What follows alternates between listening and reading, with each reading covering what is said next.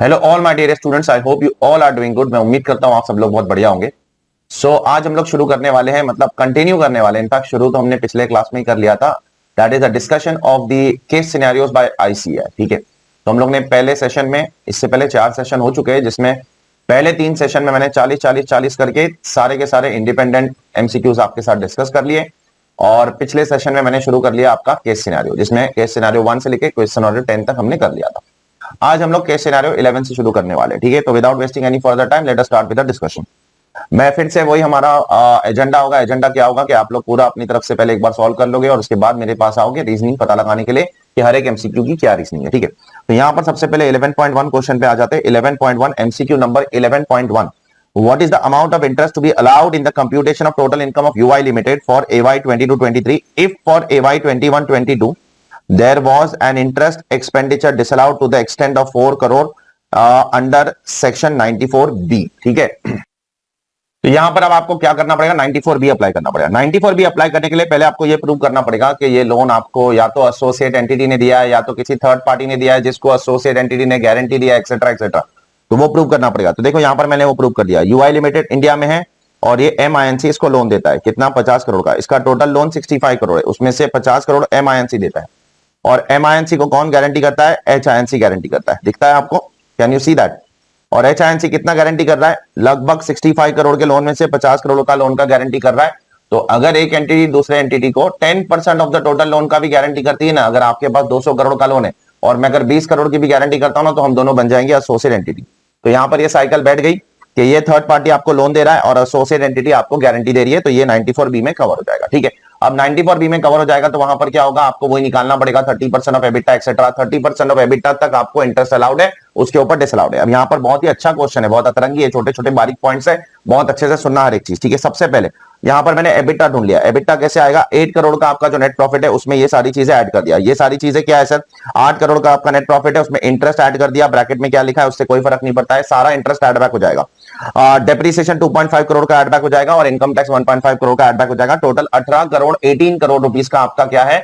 Your EBITDA. अब EBITDA का 30% आपको अलाउड है। एबिटा का 30% अलाउड है, मतलब 5.4 करोड़ आपको अलाउ हो जाएगा। ठीक है, अब क्वेश्चन में एक और ट्विस्ट है कि पिछले साल का 4 करोड़ रुपया, पिछले साल लास्ट ईयर 4 करोड़ रुपया 94B में डिसअलाउ हुआ था। याद करो, अगर लास्ट ईयर 4 करोड़ 94B में डिसअलाउ हुआ था तो वो परमानेंट डिसअलाउंस नहीं होता है, वो 8 साल तक आप कैरी फॉरवर्ड करके 94B की लिमिट के अंदर अगर आता है तो उसका भी डिडक्शन मिलेगा। तो यहां पर अब केयरफुली सुनना, यहां पर मल्टीपल इंटरेस्ट है, एक एक के बारे में बारीकी से सुनना। सबसे पहले एबिटा ढूंढ लेने का, ढूंढ लिया। 18 करोड़ का, 18 करोड़ का 30%, 5.4 crore. This is the maximum amount which will be allowed to you. इससे ज्यादा आपको अलाउ नहीं होने वाला, ये मैक्सिमम अमाउंट आपको अलाउ होने वाला है। अब आपने एक्चुअल इंटरेस्ट अपने एसोसिएट एंटिटी को कितना दिया है? 4.75 करोड़ का एक्चुअल इंटरेस्ट दिया है, बराबर? अरे यस और नो, 4.75 करोड़ का दिया है ना एक्चुअल इंटरेस्ट अपने एसोसिएट एंटिटी को। यहां पर ब्रैकेट में लिखा है, देखो, 6 crore out of which 1.25 crore pertaining to local borrowing, depreciation of 2.5 crore, blah blah blah. तो ये 1.25 करोड़ लोकल बोरोइंग के लिए, मतलब 4.75 करोड़ एक्सटर्नल बोरोइंग के लिए। देयरफॉर आपको टोटल इंटरेस्ट अलाउ कितना होगा? इन दोनों में से जो भी लोअर है वो अलाउ हो जाएगा। 4.75 करोड़ तो आपको अलाउ होने ही वाला है, प्लस 1.25 करोड़ तो किसी का बाप नहीं रोक सकता है, क्योंकि वो तो लोकल बोरोइंग के लिए, वो तो आपने इंडिया से पैसा रेज करके इंडिया में इंटरेस्ट दिया है, वो थोड़ी 94B में कवर होता है, वो तो आपको अलाउ हो गई।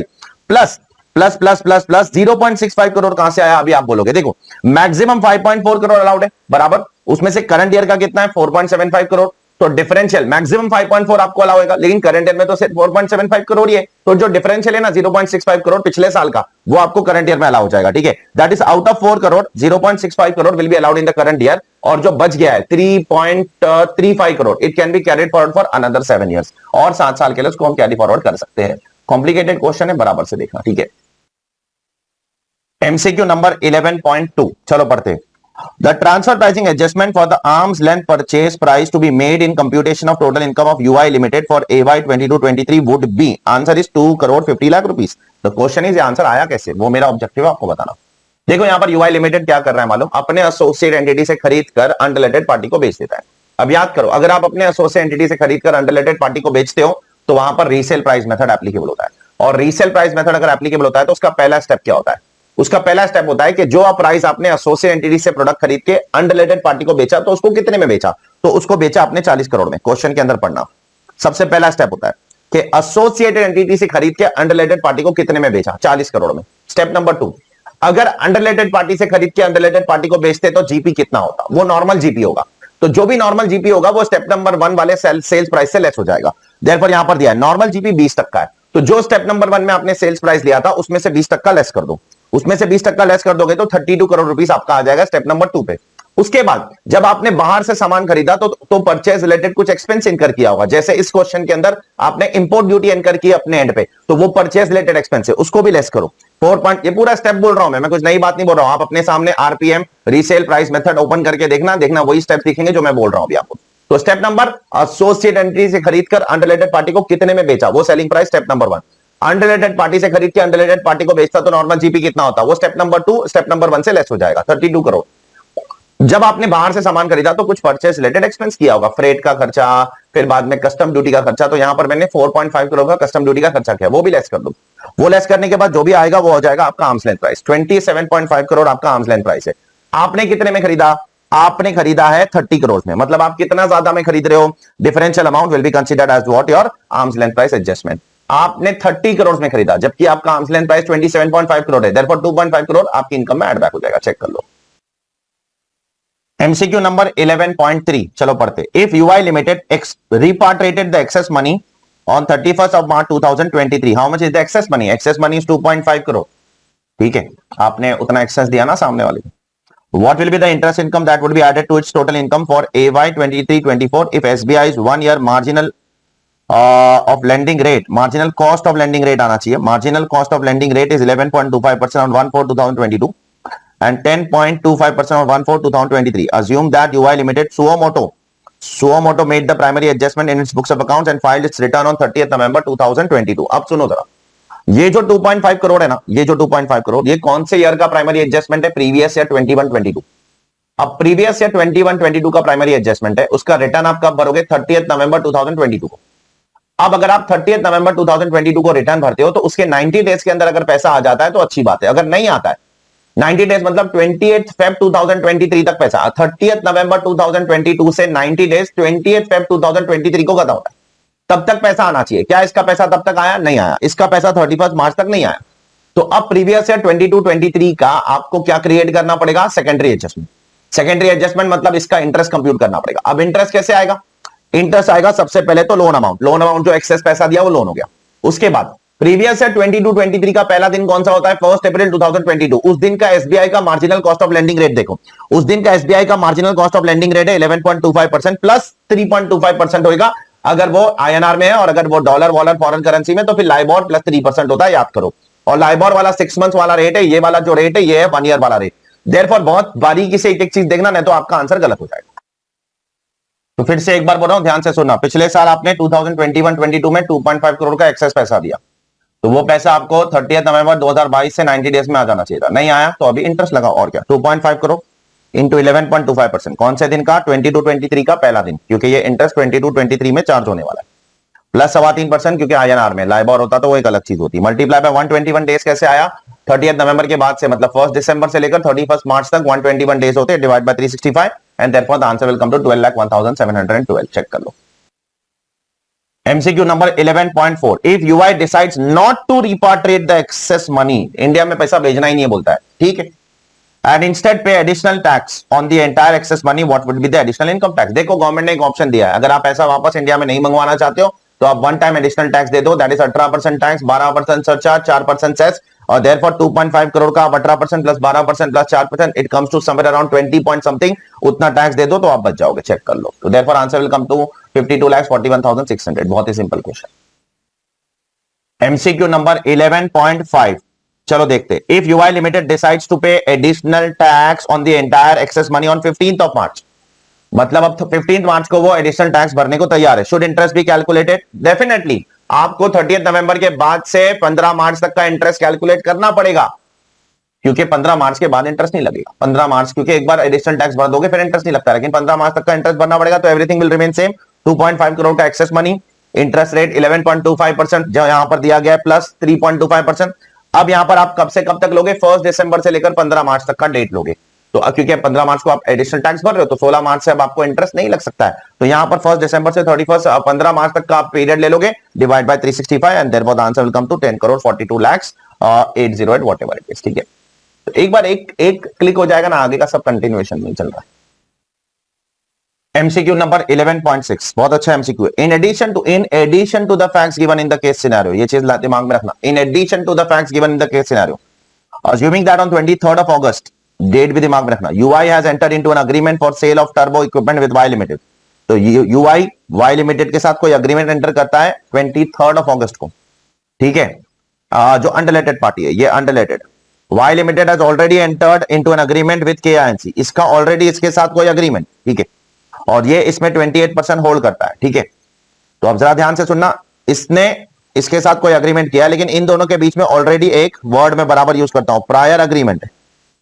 तो याद करो, अगर ये एसोसिएट एंटिटी है और अगर आप थर्ड पार्टी के साथ कोई प्रायर अग्रीमेंट यहां पर ऑलरेडी है, तो ये दोनों are deem to be associated, deem to be associated, याद आता है, डीम टू बी एसोसिएटेड हो जाते हैं एज पर 92B सबसेक्शन 2। अब क्वेश्चन पूछ रहा है, which of the following are associated enterprise और deemed associate enterprise of UI limited. अब यूआई लिमिटेड का एसोसिएटेड कौन कौन है, सुनो, सबसे पहले यूआई लिमिटेड का एसोसिएटेड एच तो है, के भी है, क्योंकि 20 एच तो ऊपर से ही आ गया ना, यहां से, यहीं से आ गया एच, तो उसका एसोसिएटेड बन चुका है वो, तो ठीक है। अब के भी उसका एसोसिएटेड है, बराबर, के क्यों है, क्योंकि 28% शेयर्स। अब वाई उसका डीम टू बी एसोसिएटेड है एज पर 92B, क्यों, क्योंकि अगर आप किसी थर्ड पार्टी को कुछ सामान बेचते हो, थर्ड पार्टी और आपके एसोसिएट के बीच में ऑलरेडी खिचड़ी पकड़ी है, याद करो, प्रायर अग्रीमेंट है, तो आप और third party will be deem to be associated. Therefore UI limited के कौन कौन एसोसिएटेड और डीम्ड एसोसिएटेड है, एच तो है ही, के भी है और वाई भी है, चेक कर लो। This is what this question number 11 is all about. चलिए अगले एमसीक्यू की तरफ बढ़ते हैं, that is MCQ number 12.1। This MCQ is mainly based on section 194N।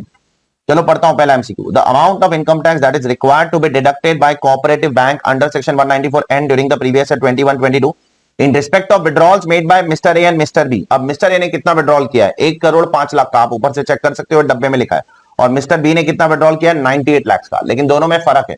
Mister A जो है वो रेगुलर इनकम टैक्स रिटर्न भरता है, लेकिन मिस्टर बी ने पिछले 3 साल का आईटीआर नहीं भरा है। तो अब याद करो प्रोविजन क्या बोलता है, अगर बंदे ने, सामने वाले बंदे ने, मतलब कस्टमर ने पिछले 3 साल का आईटीआर नहीं भरा है, तो उसका टीडीएस का लिमिट क्या है मालूम, 20 लाख के ऊपर विड्रॉ करेगा 1 करोड़ तक तो 2%, और 1 करोड़ के ऊपर विड्रॉ करेगा तो 5%। और अगर सामने वाला बंदा पिछले सालों का रिटर्न्स भरता है तो उसके लिए टीडीएस का लिमिट क्या है, 1 करोड़ के ऊपर विड्रॉ करेगा तो सिर्फ 2% है।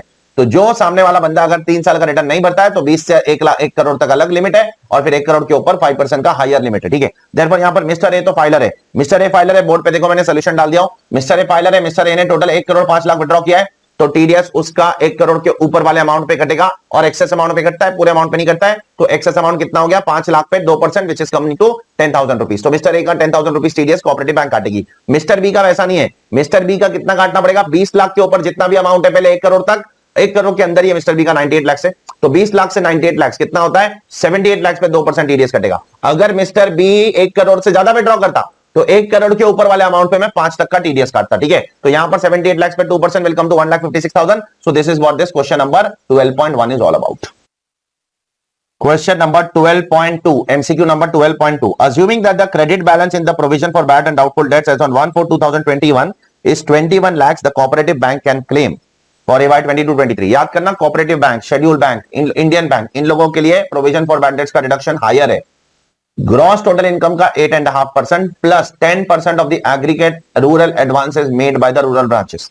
तो 8.5% ऑफ ग्रॉस टोटल इनकम तो मिलता ही है, plus 10% of aggregate rural advance भी मिलता है। और अगर opening balance plus current year का प्रोविजन फॉर बैड डेट्स मिलाकर उससे भी ज्यादा अगर एक्चुअल बैड डेट्स होता है तो एक्चुअल बैड डेट्स का रिडक्शन मिलेगा, नहीं तो नहीं मिलेगा। तो करंट ईयर का बैलेंस प्लस ओपनिंग बैलेंस का प्रोविजन फॉर बैड डेट्स मिलाकर अगर एक्चुअल बैड डेट्स उससे भी ज्यादा है तो एक्चुअल बैड डेट्स का रिडक्शन मिलेगा, नहीं तो नहीं मिलेगा। अब सुनो, यहां पर देखो मैंने लेफ्ट हैंड साइड पे पूरी वर्किंग कर दी है। ओपनिंग आरडीडी कितना है, 21 लाख से। अब करंट ईयर का उसको डिडक्शन कितना मिलेगा, सबसे पहले उसको मिलेगा ये 100 लाख का 8.5%, क्योंकि 8.5% ऑफ द जीटीआई, प्लस उसको मिलेगा 120 लाख जो रूरल एडवांस दिया उसका 10%। तो चेक करो, करंट ईयर में उसको 8.5% ऑफ 100 लाख तो मिलना ही है, और 120 लाख का 10% दैट इज 12 करोड़ वो भी मिल रहा है। तो करंट ईयर में उसको 20.5 लाख का, या करोड़ जो भी है, करोड़ या लाख उसमें मत पड़ो, उसका डिडक्शन उसको मिल जाएगा। तो टोटल उसको कितना प्रोविजन फॉर बैड डेट्स हो गया, ओपनिंग 21 है, करंट ईयर का 20.5 है, देयरफॉर टोटल इज 41.5। तो अब अगर उसका एक्चुअल बैड डेट्स इससे ज्यादा है तो उसको डिडक्शन मिलेगा, नहीं तो नहीं मिलेगा। अब उसका एक्चुअल बैड डेट्स कितना है, एक्चुअल बैड डेट्स 41.5 से काफी कम है, तो उसको 3617 में एक्चुअल बैड डेट्स का डिडक्शन नहीं मिलने वाला है, उसको सिर्फ प्रोविजन फॉर बैड डेट्स का करंट ईयर का डिडक्शन मिलेगा 20.5 lakh, and therefore answer is 20,50,000 rupees. हाँ, अगर उसका एक्चुअल बैड डेट्स कितना होता, 60 लाख होता, 60 लाख, तो फिर उसको 60 लाख माइनस 41.5 लाख डिफरेंस का डिडक्शन मिल जाता। ठीक है। MCQ number 12.3 identify the accounts which are required to be reported in relation to SFT बहुत इंपॉर्टेंट सेक्शन है। Specified financial transaction in the statement of financial transaction by the cooperative bank based on the above mentioned facts for financial year 21-22। अब सुनो जरा, अगर कोई बंदा 10 लाख रुपए से ज्यादा का क्रेडिट कार्ड बिल भरता है तो उसका ट्रांजैक्शन एसएफटी में रिपोर्ट हो जाएगा। देखो मिस्टर के ने 10 लाख से ज्यादा का क्रेडिट कार्ड का बिल भरा है, उसका ट्रांजैक्शन एसएफटी में रिपोर्ट हो जाएगा।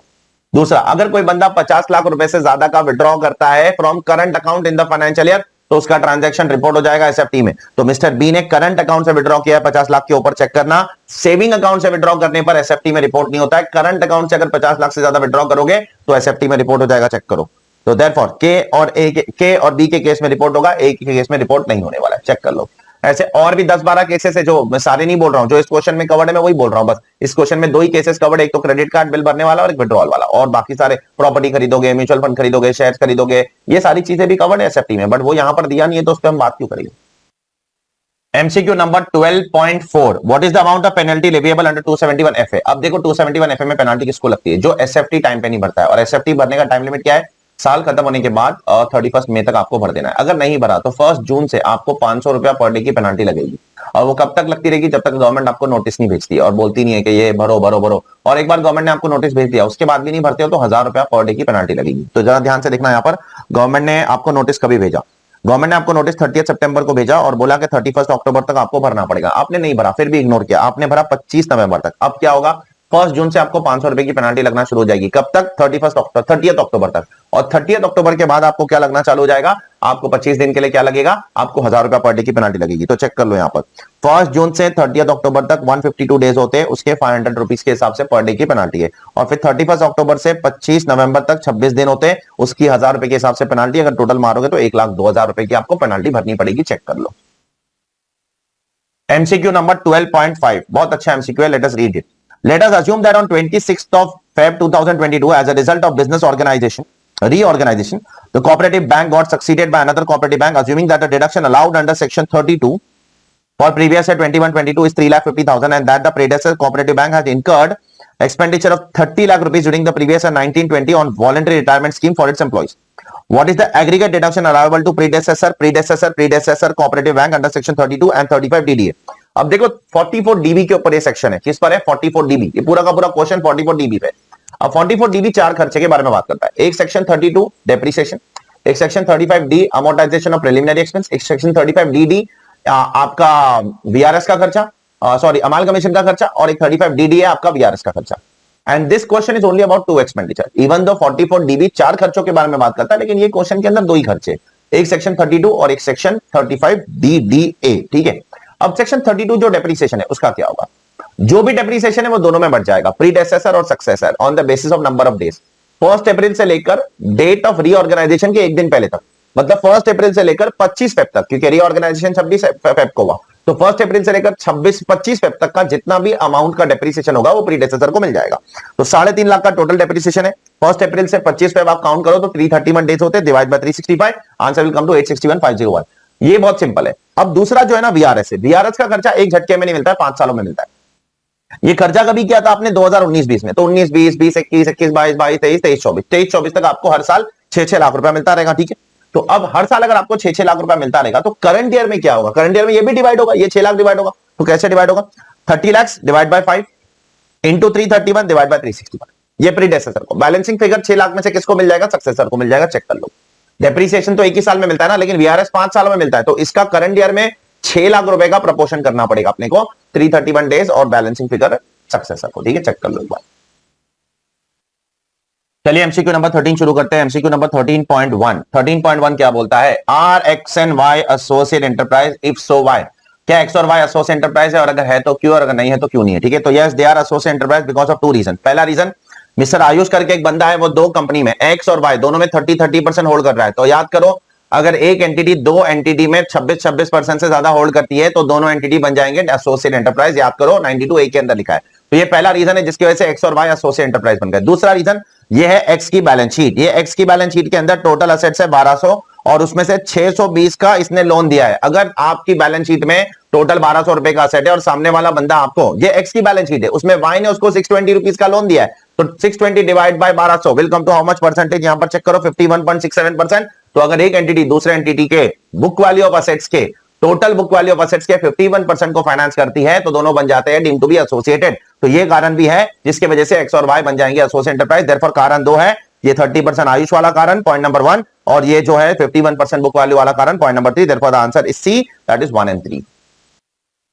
MCQ number 13.2, what is the amount of primary adjustment required to be made to the total income of X for AY 22-23? अब देखो जरा यहां पर क्या हो रहा है, Y जो है ना, Y X को लोन कितने पे दे रहा है, 6.5% पे दे रहा है, जबकि दूसरों को वो कितने पे दे रहा है, 4% पे दे रहा है, दूसरों को 4% पे दे रहा है। तो जो डिफरेंशियल अमाउंट, तो आर्म्स लेंथ इंटरेस्ट कितना हो गया, 4% हो गया।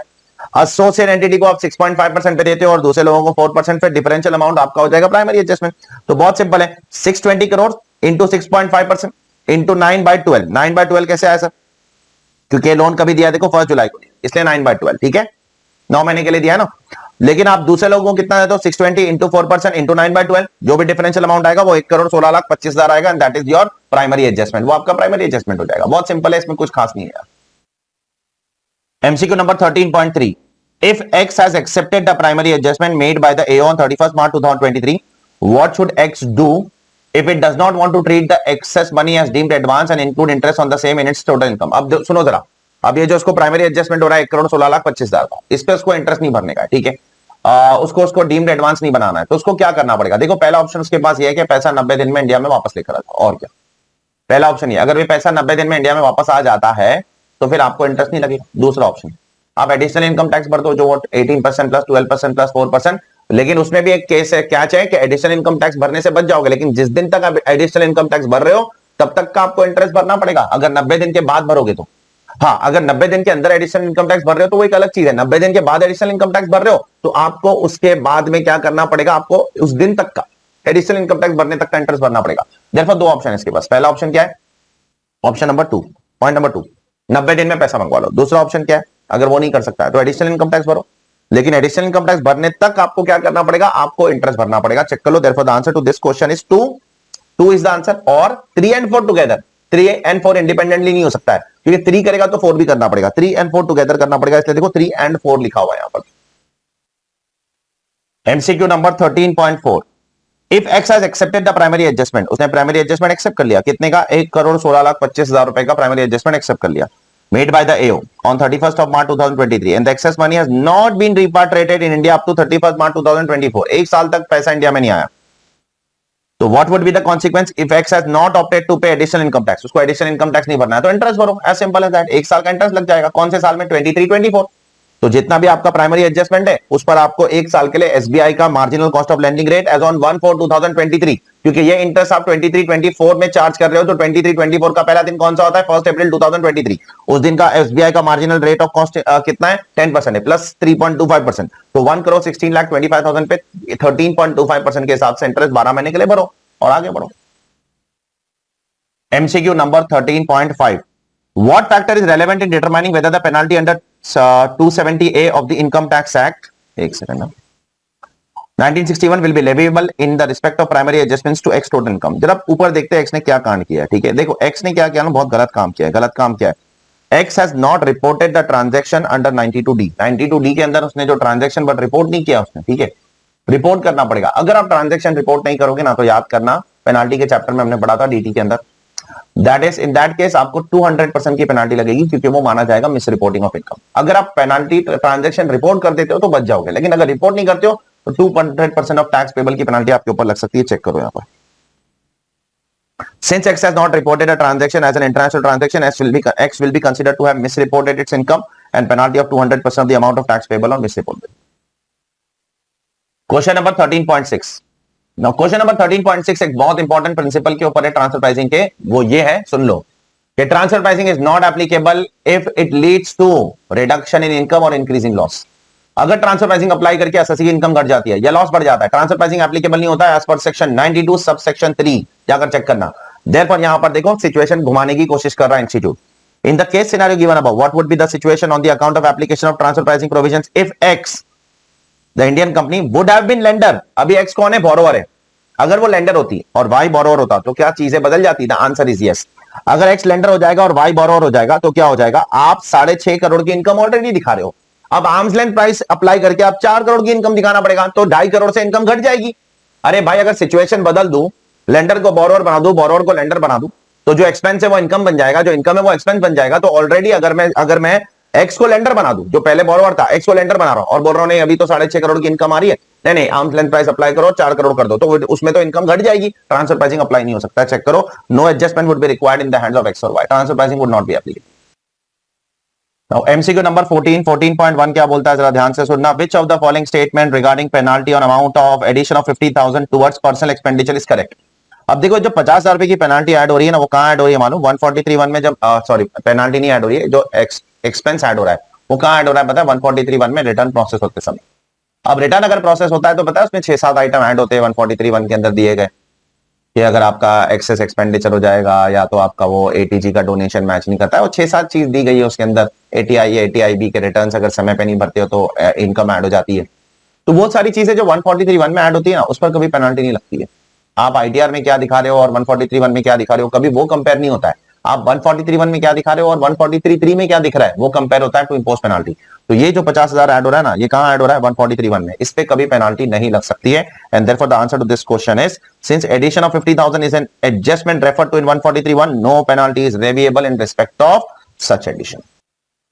क्वेश्चन नंबर 14.2, एमसीक्यू नंबर 14.2 वही घिसे पिटे का क्वेश्चन है जो पहले भी अपन ने बहुत बार किया है।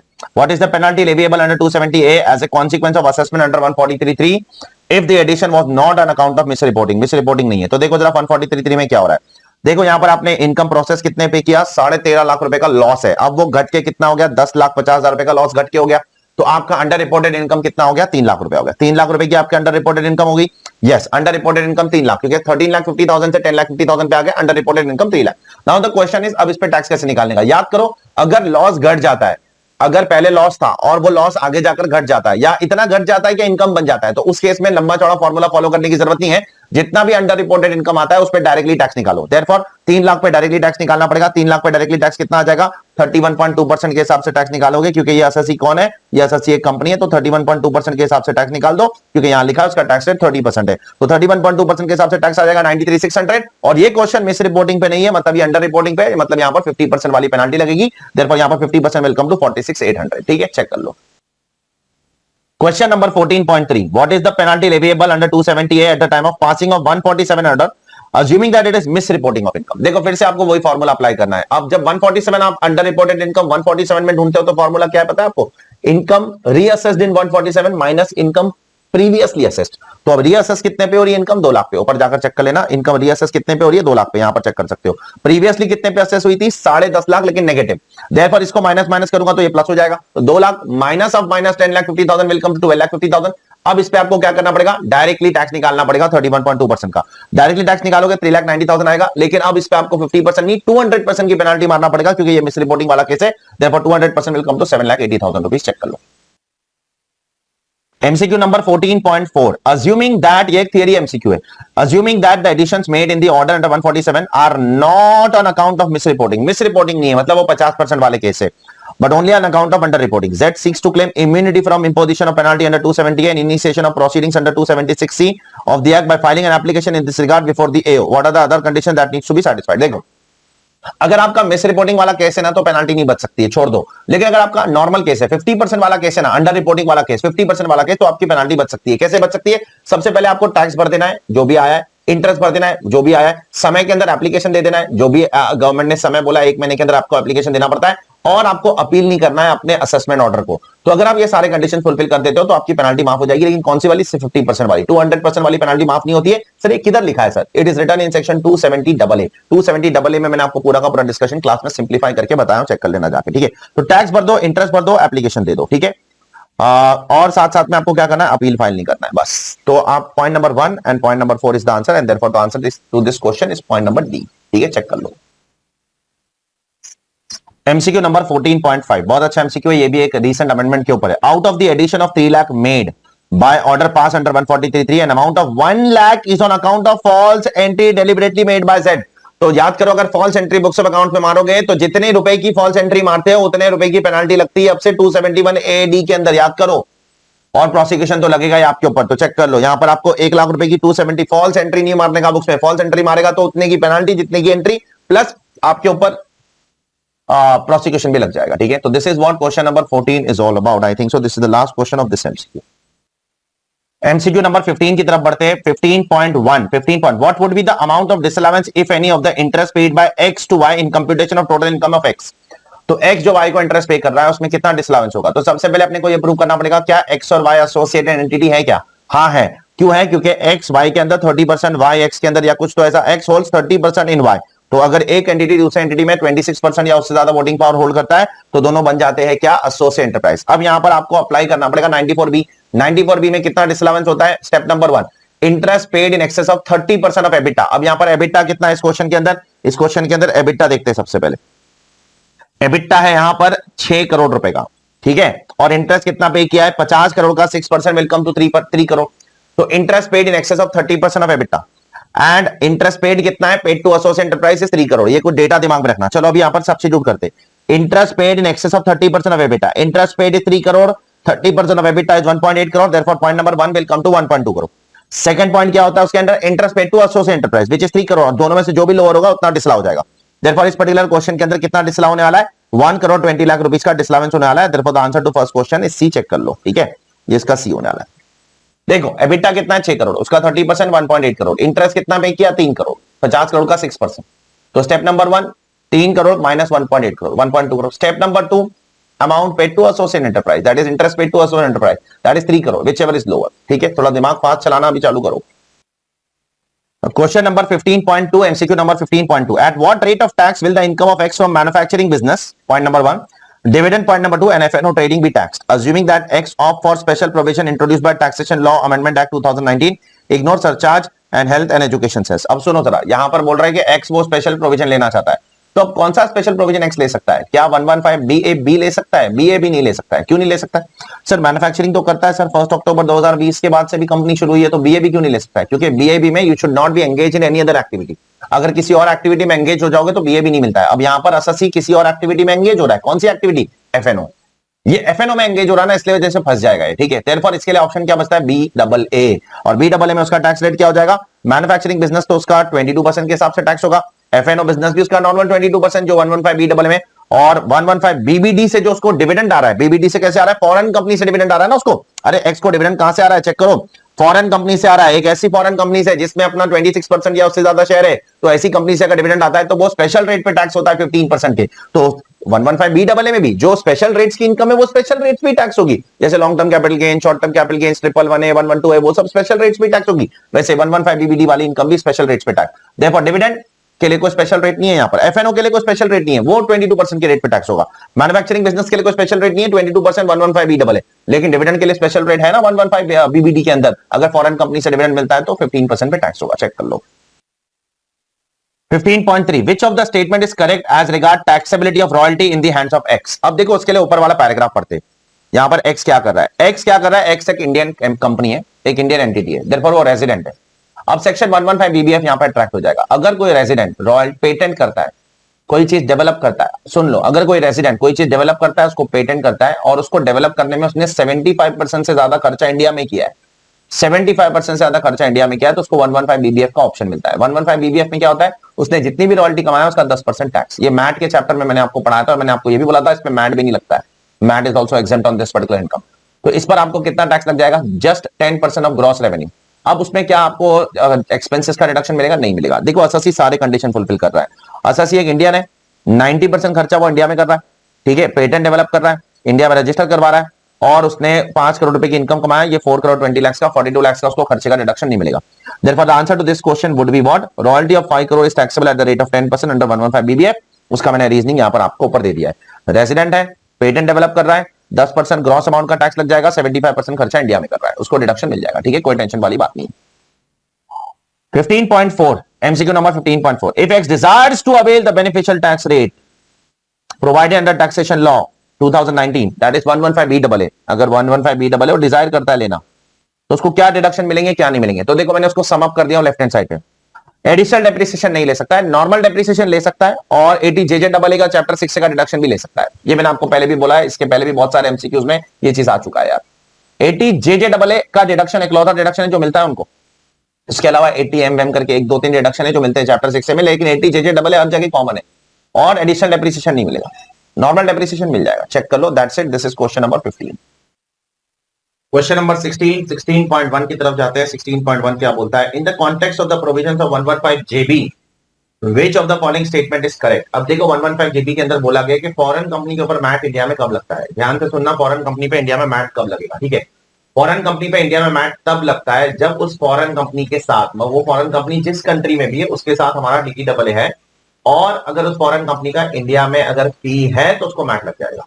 तो अगर उस कंट्री के साथ हमारा DTAA है प्लस उस फॉरेन कंपनी का इंडिया में पी है, परमानेंट एस्टैब्लिशमेंट है, तो उसको मैट लग जाएगा। Therefore the provisions of 115 JB are attracted in this case since it is a resident of a country with which India has DTAA। कहां लिखा है सर? इंडिया हैज DTAA, वो यहां लिखा है। India and country A has a treaty plus उसका India में एक परमानेंट एस्टैब्लिशमेंट है। तो ये दोनों कंडीशन क्योंकि फुलफिल हो जाते हैं, एक ऐसे देश की कंपनी है जिसके साथ हमारा DTAA है प्लस वो कंपनी का इंडिया में ब्रांच है, पी है, तो हम दोनों बन जाएंगे बॉन्ड, हम दोनों के उस फॉरेन कंपनी को इंडिया में मैच लग जाएगा, ठीक है। चेक कर लो।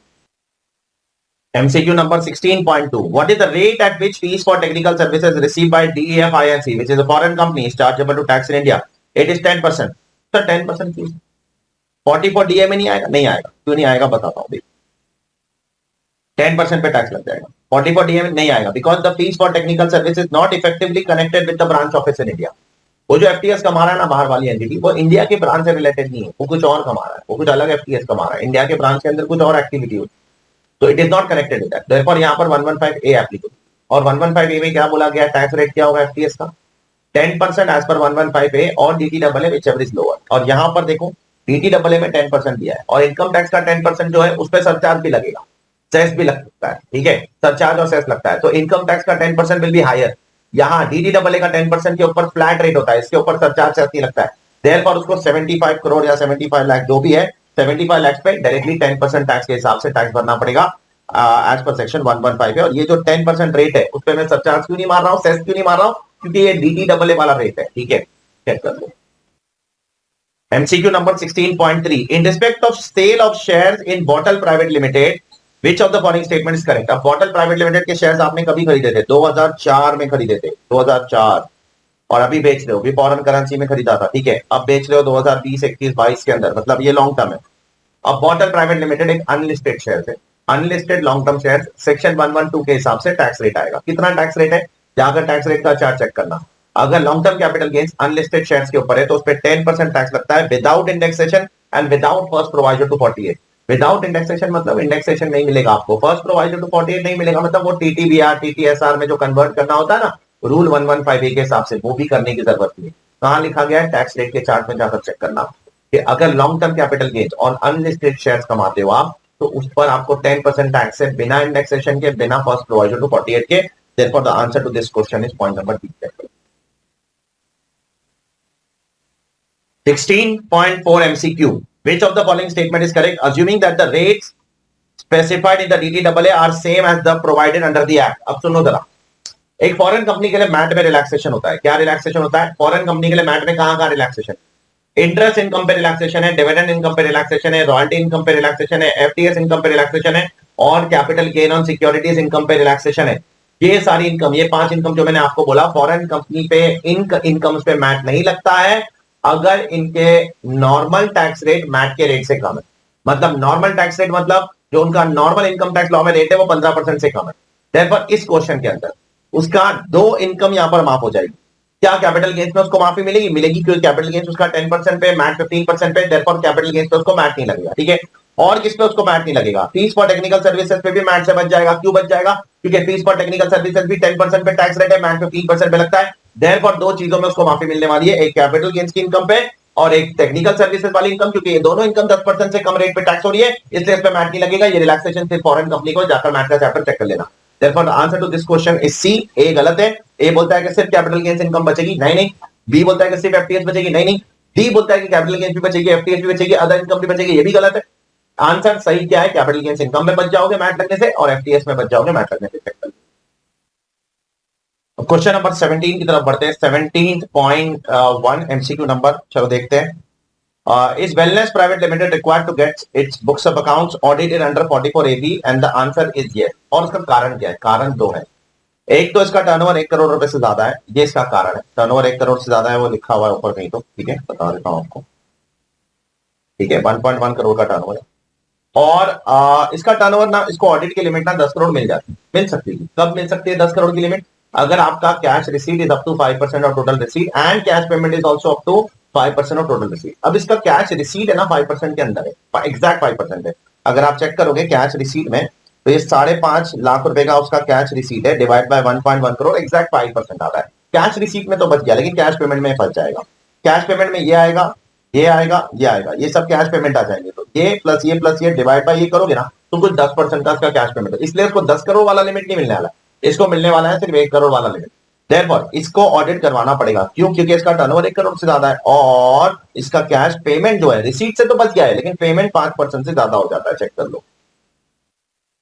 MCQ number 17.2. What is the amount to be disallowed for non-deduction of tax at source while computing the PGBP income? कितना इनकम डिसअलाउ हो, कितना एक्सपेंडिचर डिसअलाउ होगा। देखो अब इसको टीडीएस कहां कहां काटना चाहिए था, यहां टीडीएस काटना चाहिए था उसको। 20 स्पेशलिस्ट को रेम्यूनरेशन दे रहे हो आप 35 लाख रुपीस का टोटल, तो 35 लाख का अगर टोटल 20 लोग को देते हो, तो एक बंदे को आप 1,75,000 का रेम्यूनरेशन देते हो। इसका टीडीएस आपको 194J में काटना चाहिए था, नहीं काटा, तो 30% डिसअलाउ। सिमिलरली एक एक एम्प्लॉय को आप वो कितना, वो 5 एम्प्लॉय को आप सैलरी दे रहे हो, सबकी इनकम 5 लाख रुपए से ज्यादा है, तो आपको टीडीएस काटना चाहिए। अगर सबकी इनकम 5 लाख रुपए से ज्यादा है तो आपको टीडीएस काटना चाहिए। तो ये 20 लाख पे भी टीडीएस काटना चाहिए था, 192 में नहीं काटा तो खर्चा डिसअलाउ। बाकी इस पे टीडीएस काटने की जरूरत नहीं, क्योंकि 15,000 रुपया ही दे रहे हो, तो इस पे थोड़ी टीडीएस आएगा। परचेज, कंप्यूटर परचेज करते समय टीडीएस नहीं काटते हो आप। फिर बाद में ये इंटरेस्ट बैंक को पेमेंट करोगे तो उस पर भी टीडीएस नहीं कटता है, ठीक है। अदर एडमिनिस्ट्रेटिव एक्सपेंसेस छोटे छोटे अमाउंट है, तो इन दोनों अमाउंट के ऊपर टीडीएस कटना चाहिए था। इन दोनों को टोटल मारने का 55 लाख का 30% वेलकम टू 16,50,000 रुपीज। इतने रुपीज का टीडीएस उसको, इसका इतने रुपीज का खर्चा उसका डिसअलाउ हो जाएगा, ठीक है। MCQ number 17.3. What is the amount of depreciation allowable under section 32 subsection 1 for previous year 21-22 on computer purchase? अब सुनो जरा, यहां पर ना बहुत अच्छा क्वेश्चन है। यहां पर सबसे पहले आपने कंप्यूटर कभी खरीदा? 15 मई को खरीदा, लेकिन उसको पुट टू यूज कभी किया? 15 अक्टूबर से किया। तो 15 मई से आपको डेप्रिसिएशन नहीं मिलेगा, 15 अक्टूबर से। अब अगर 15 अक्टूबर से लोगे तो आपको 50% मिलेगा। अब कंप्यूटर पे डेप्रिसिएशन जनरली 40% मिलता है, तो उसका आपको आधा मिलने वाला है सिर्फ, that is 20% in the current year, ठीक है ना। एक और चीज है, ये कंप्यूटर खरीदने के लिए आपने लोन भी तो लिया था। देखो नीचे अगले point, interest for previous year 21-22 on loan availed on 15 अप्रैल। 15 अप्रैल को आपने लोन लिया था और उस लोन के ऊपर आपने परचेज करके कंप्यूटर खरीदा, ठीक है। अब वो लोन का टोटल इंटरेस्ट पूरे साल का, मतलब पूरे साल का नहीं बोलूंगा, 11.5 महीने का, ठीक है। 15 अप्रैल से खरीदा ना, 1 अप्रैल से लेकर 14 अप्रैल का तो इंटरेस्ट नहीं लगने वाला है, तो 11.5 महीने का इंटरेस्ट कितना आता है? 34,500। तो अब उस 11.5 महीने में से 6 महीने का इंटरेस्ट मेरे को असेट में कैपिटलाइज करना पड़ेगा, क्योंकि देखो लोन मैंने अप्रैल में लिया, लेकिन असेट तो मैंने 15 अक्टूबर से यूज करना चालू किया ना, तो 6 महीने का इंटरेस्ट भी तो एसेट में कैपिटलाइज करना पड़ेगा। देयरफॉर ये 34,500 पूरे 11.5 महीने का इंटरेस्ट है, तो उसको डिवाइड बाय 11.5 करूंगा, 11.5 न्यूमरेटर में 6 ले लूंगा, तो मेरे को 6 महीने का इंटरेस्ट मिल जाएगा। ये 6 महीने का इंटरेस्ट इसमें ऐड कर दूंगा मैं, 3,50,000 प्लस 18, तो आंसर विल कम टू 3,68,000। अब उस 3,68,000 पे मैं 40% डेप्रिसिएशन आधे साल के ले लूंगा, तो मेरे को आंसर आ जाएगा। चेक करो, ये आ जाएगा 73,600, है ना। मजेदार क्वेश्चन। पहले आपको इंटरेस्ट कैपिटलाइज करना पड़ेगा 6 महीने का, और उसके बाद आपको 50% डेप्रिसिएशन लेना पड़ेगा, ठीक है।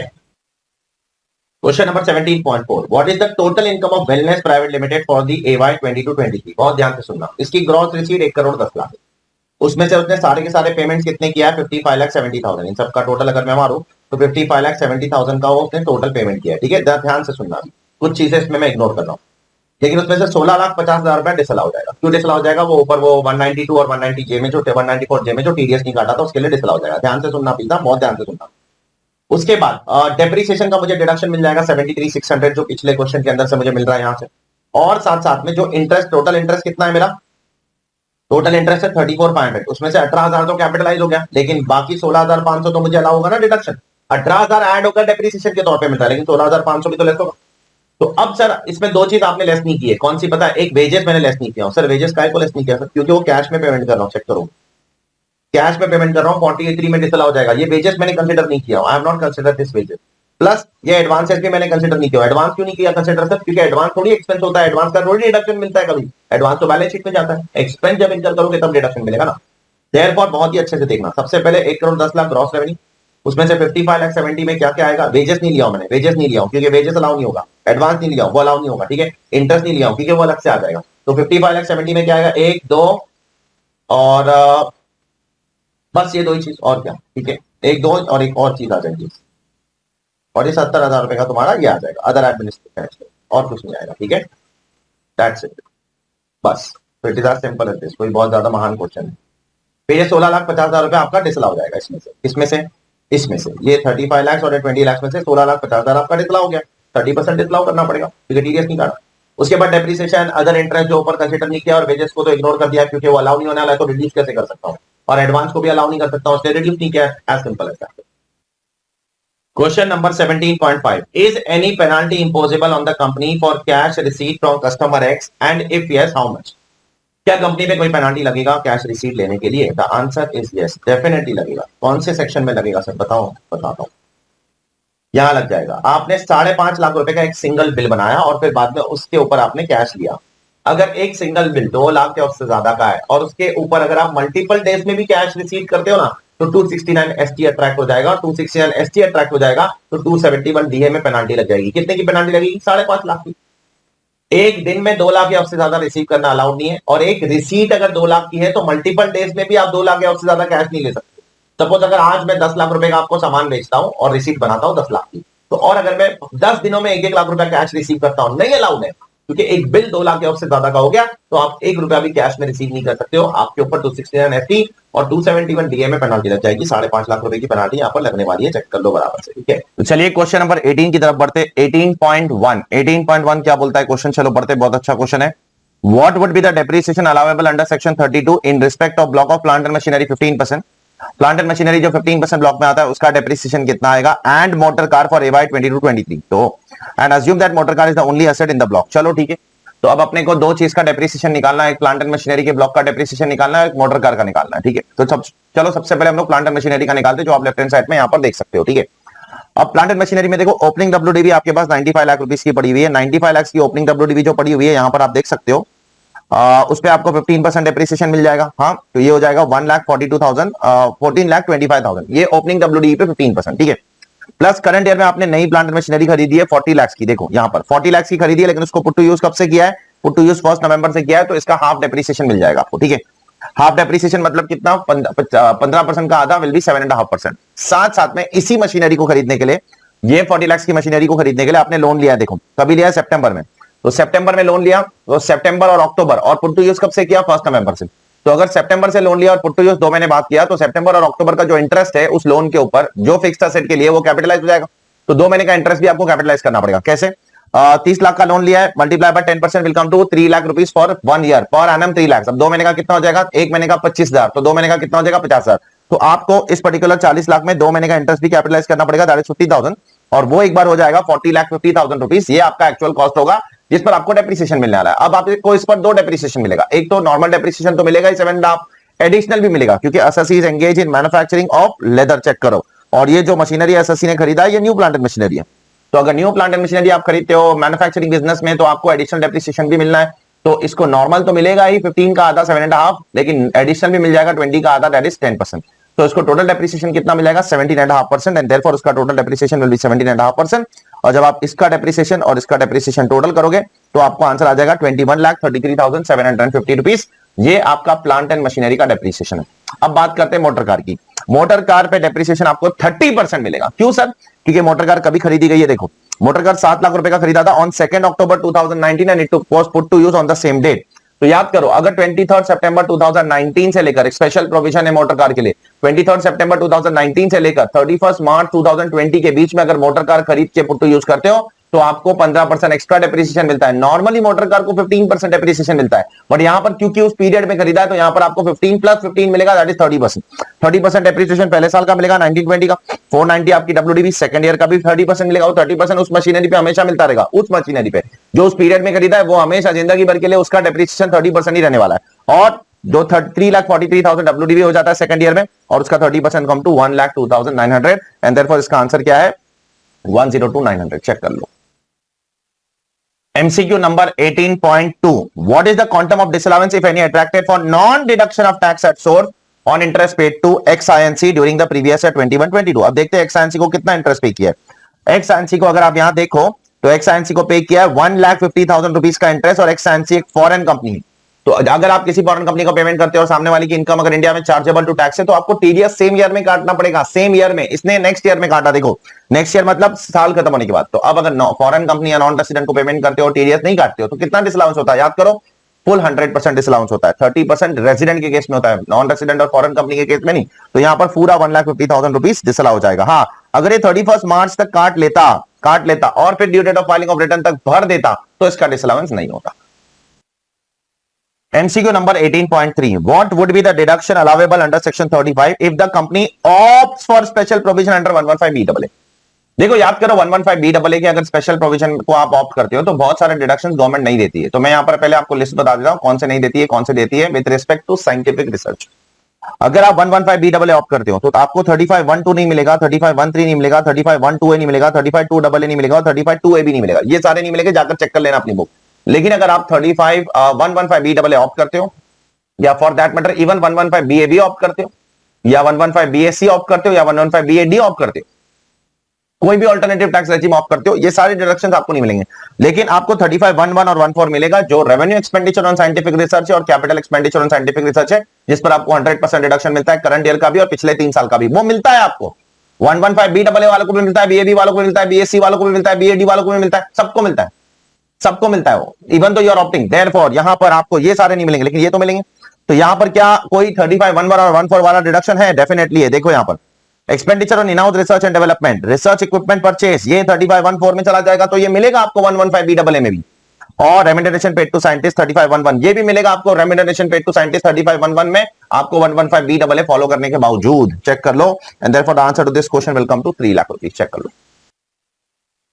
18.4 पे आते, what would be the income under the head PGBP of Beta Limited for AY 22-23 if the company does not opt for the special provisions 115BAA। 115BAA के ऑप्ट नहीं कर रहा है, नॉर्मल प्रोविजंस के हिसाब से जा रहा है। ठीक है, तो अब क्या होगा? ठीक है, नेट प्रॉफिट तो 33 लाख से वो ऊपर से आप देख सकते हो यहां से। ठीक है, 33 lakh net profit is after debiting all these items and credit all these item. ये सारे आइटम्स को डेबिट करने के बाद 33 लाख आता है। ठीक है, अब उसमें सबसे पहले आप बुक्स ऑफ अकाउंट्स का डेप्रिसिएशन ऐड कर दोगे और टैक्स वाला डेप्रिसिएशन लेस करोगे जो आपको ऊपर आया, यहां पर आया ना टैक्स वाला डेप्रिसिएशन, ये टैक्स वाला डेप्रिसिएशन है, ये आप लेस कर दोगे। ठीक है, उसके बाद सितंबर और अक्टूबर का इंटरेस्ट तो आपने एसेट में कैपिटलाइज कर दिया, लेकिन नवंबर दिसंबर जैन फेब मार्च का इंटरेस्ट तो आपको पीएनएल में एक्सपेंस आउट करना पड़ेगा, क्योंकि नवंबर से क्या हो गया, एसेट पुट टू यूज हो गया। Once the asset is put to use you can revenue you can take that expenditure to take that interest to P&L account. आप 3613 में उसका डिडक्शन ले सकते हो। तो 5 महीने का इंटरेस्ट कितना होगा? 25,000 रुपए इंटू 5 दैट इज 1,25,000। 5 महीने का इंटरेस्ट का डिडक्शन लोगे आप, और साथ साथ में जो इंटरेस्ट आपने टीडीएस नहीं काटा है फॉरेन कंपनी को पे करते समय वो डिसअलाउ हो जाएगा, तो 1,50,000 का वो डिसअलाउंस हो जाएगा। चेक कर लो।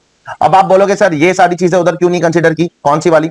सर ये 3 लाख का डिडक्शन यहाँ क्यों नहीं ले रहे हो? सर वो भी तो लेना पड़ेगा। नहीं नहीं नहीं, क्योंकि क्वेश्चन में देखो साफ साफ लिखा है this 33 lakh is after taking deduction of all the above things. ठीक है, तो ये जो 33 लाख है उसमें से ऑलरेडी ये सारी चीज निकल चुकी है ना बेटा, तो फिर उसको क्यों टच करने का?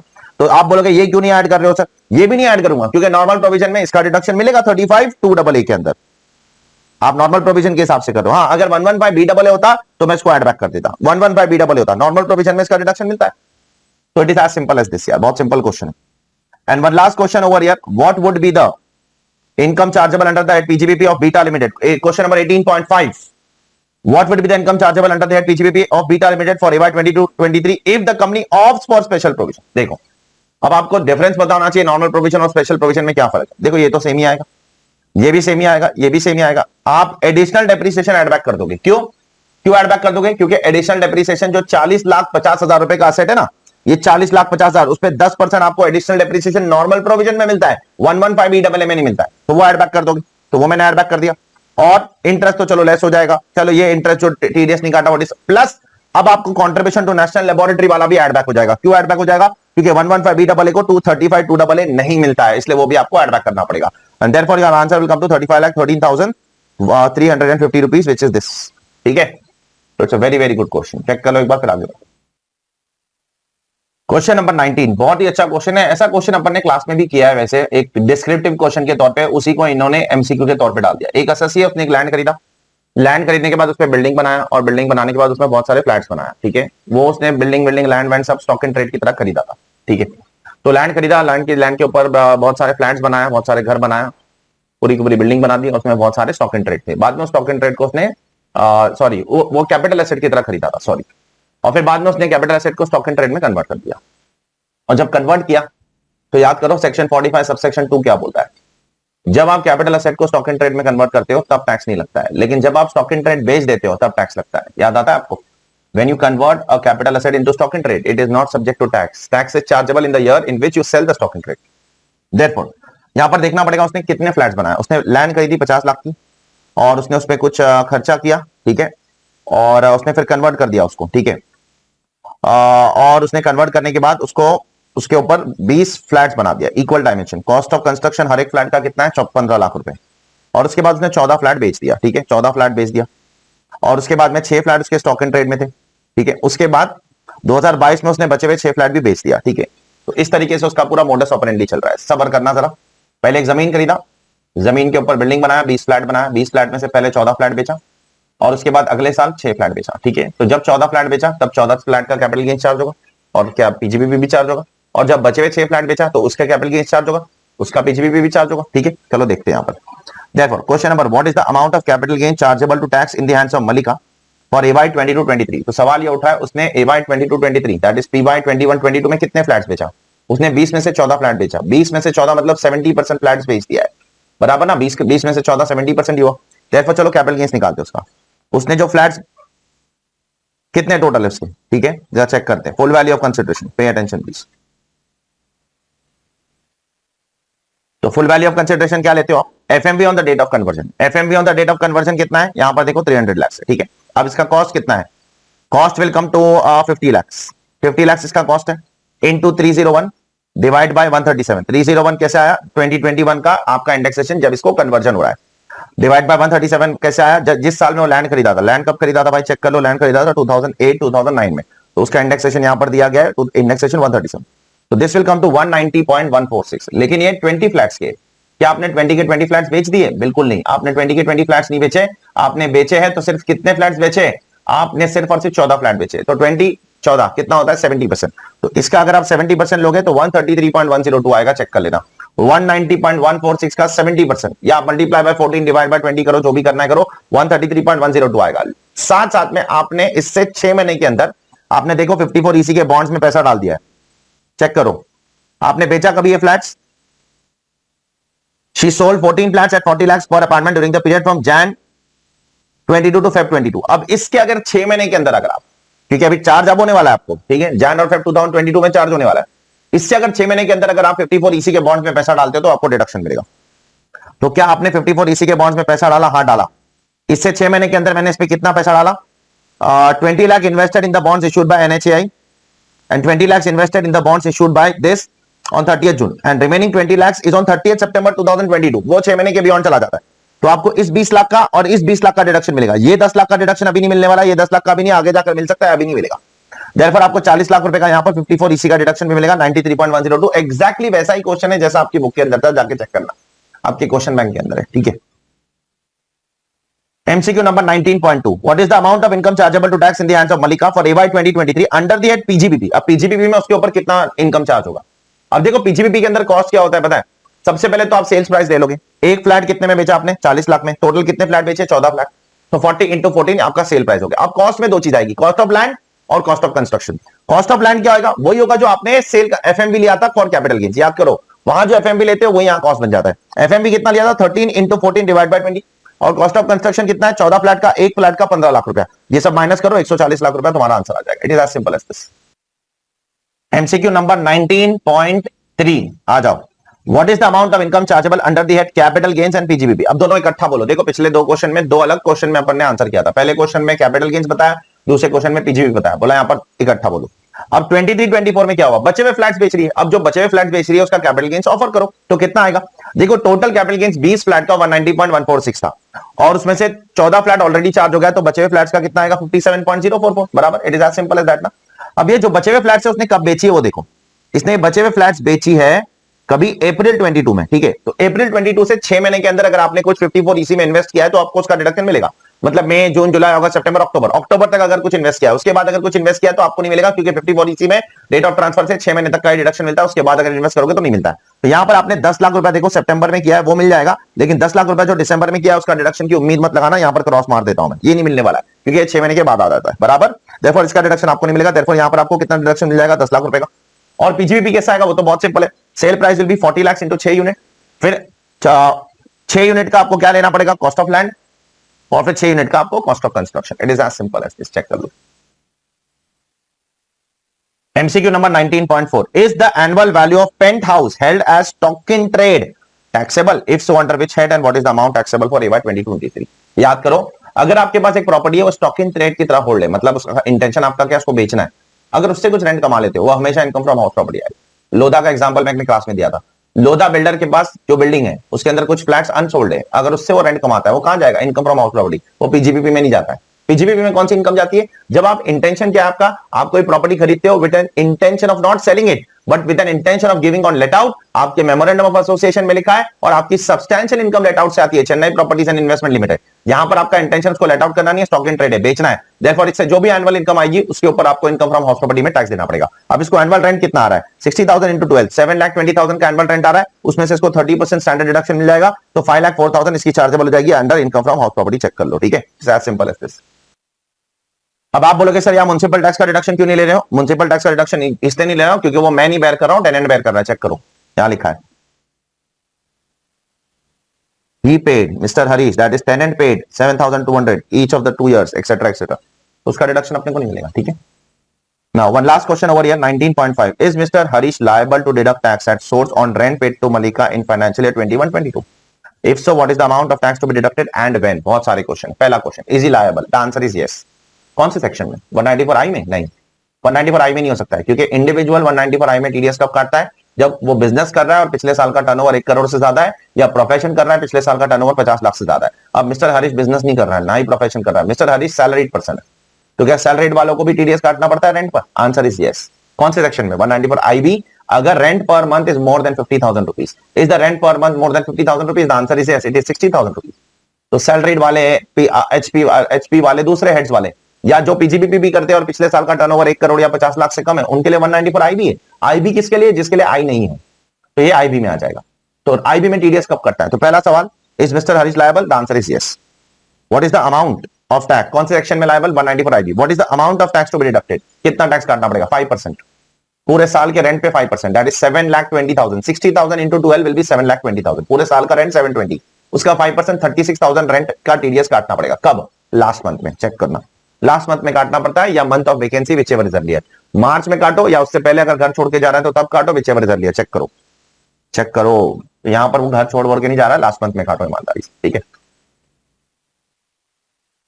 चलिए नेक्स्ट एमसीक्यू की तरफ बढ़ते हैं, that is MCQ number 20.1, assuming that PQR LLP has fulfilled all the conditions specified for claim of deduction under 35AD and has not claimed any deduction under chapter 6A under the heading C, deduction in respect of certain incomes, what would be the quantum of deduction under 35AD which it is eligible to claim as deduction? तो 35AD में क्या deduction मिलता है, क्या building का मिलता है, हाँ मिलता है, क्या plant and machinery and furniture का मिलता है, क्या नहीं मिलता है, लैंड का डिडक्शन नहीं मिलता है, गुडविल का डिडक्शन नहीं मिलता है, फाइनेंशियल इंस्ट्रूमेंट का डिडक्शन नहीं मिलता है, देयरफॉर यहां पर उसको लैंड का डिडक्शन नहीं मिलेगा, ये 75 लाख का डिडक्शन नहीं मिलने वाला है, और ये 3 करोड़ का जो उसने खर्चा किया है उसमें से 1.25 करोड़ जो लैंड का किया है वो नहीं मिलने वाला है। इसका मतलब उसको कितना मिलने वाला है, उसको मिलने वाला है 3 करोड़ में से 1.25 करोड़ लेस कर दो, कितना बचता है, 1.75 करोड़, देयरफॉर उसका आंसर हो जाएगा 175 लाख। तो 3 करोड़ में से उसको 1.25 नहीं मिलेगा, मतलब उसको 175 लाख का डिडक्शन मिलेगा, आंसर 175 है। MCQ number 20.2, assuming that PQR LLP also has another existing business of running a 4-star hotel in Ahmedabad, which commenced operation 15 years back, the profits from which are 130 lakhs for AY 22-23, what would be its income chargeable or loss under the head PGBP? देखो याद करो, 35AD का loss किसी भी दूसरे 35AD के business से set of होता है, ठीक है। अपना करंट बिजनेस 35AD में, और जो अपनी दूसरी बिजनेस है जिससे 130 लाख की इनकम आ रही है वो भी 35AD है, क्योंकि वो भी 4-स्टार होटल है। तो क्या आप सेट ऑफ कर सकते हो, डेफिनेटली कर सकते हो। करंट बिजनेस में कितनी इनकम आने वाली है, 80 लाख का तुम्हारा प्रॉफिट है, ऊपर से चेक कर लो, 80 लाख का प्रॉफिट है, और डिडक्शन कितने का मिलने वाला है आपको, 175 लाख, देयरफॉर यहां पर लॉस कितने का आने वाला है, 95 लाख। क्या ये 95 लाख का लॉस आप इस 130 लाख के प्रॉफिट से सेट ऑफ कर सकते हो, कर सकते हो, क्योंकि दोनों 35AD बिजनेस है, उसे सेट ऑफ करने के बाद आंसर क्या आ जाएगा, आंसर आ जाएगा 35 लाख, चेक कर लो। तो करंट बिजनेस में 95 लाख का लॉस है और दूसरे बिजनेस में 130 लाख का प्रॉफिट है। सेट ऑफ मारो बिंदास, कोई दिक्कत नहीं है। 35 एडी है, 35 लाख का profit. MCQ number 20.3. If out of the amount of 1.25 lakhs paid for acquisition of land in previous year 21-22, 75 lakh was paid by cash, what would be the answer to question number 20.1 and 20.2? देखो भाई, देखो land का deduction मिलता ही नहीं है, तो अब जो 1.25 करोड़ आप पे कर रहे हो लैंड के लिए, उसका डिडक्शन अलाउड ही नहीं है। अब वो कैश में पे करो या बेरर चेक में पे करो या अकाउंट पे चेक में पे करो, क्या फर्क पड़ता है? The answer will remain same, क्योंकि कैश में पे करोगे तो भी अलाउड नहीं है, अगर चेक में पे करोगे तो भी अलाउड नहीं है। तो उससे अपने पिछले क्वेश्चन के आंसर पे कोई फर्क नहीं पड़ने वाला, चेक कर लो। MCQ number 20.4. Considering the assumption given in 20.2 above, क्या अजम्पशन दिया भाई 20.2 में? अच्छा, वो होटल के से लॉस से सेट ऑफ कर लो एक्सेट्रा।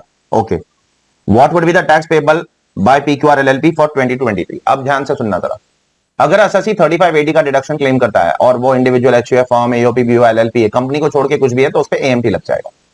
अब AMT कंप्यूट करना पड़ेगा, तो AMT में उसका नॉर्मल टैक्स कैसे आएगा? नॉर्मल टोटल इनकम इंटू 31.2% जो LLP का टैक्स रेट है 10.92 लाख, ये इसका नॉर्मल टैक्स। अब AMT भी निकालना पड़ेगा। AMT कैसे आता है? Total income plus adjust plus few items plus all profit link deductions plus all 10AA plus 3580 minus depreciation under section 32 अगर 3580 नहीं लेता तो यहाँ पे 10AA तो नहीं है, 80IAB वो सब भी नहीं है। तो यहाँ पर क्या है? यहाँ पर सिर्फ एक ही आइटम है जिसकी वजह से इसको AMT लग रहा है, वो है 3580। तो इसका टोटल इनकम 35 लाख है, ठीक है। 35 लाख कैसे आया? अजम्पशन नंबर 2 के हिसाब से, क्योंकि क्वेश्चन बोलता है अजम्पशन नंबर 2, क्वेश्चन नंबर 2 के हिसाब से आप अजम्पशन लीजिए। 35 lakh total income, add 3580 less 17.5। अब आप बोलोगे ये कहां से आया? तो याद करो 3580 का डिडक्शन ऐड होता है लेस उस पे डेप्रिसिएशन लेने का। अगर 3580 नहीं होता तो कितना डेप्रिसिएशन मिलता? अब ये 175 लाख क्या है? बिल्डिंग है, बिल्डिंग पे कितना डेप्रिसिएशन मिलता है? 10%। तो उस पे 10% आपको लेस करना पड़ेगा।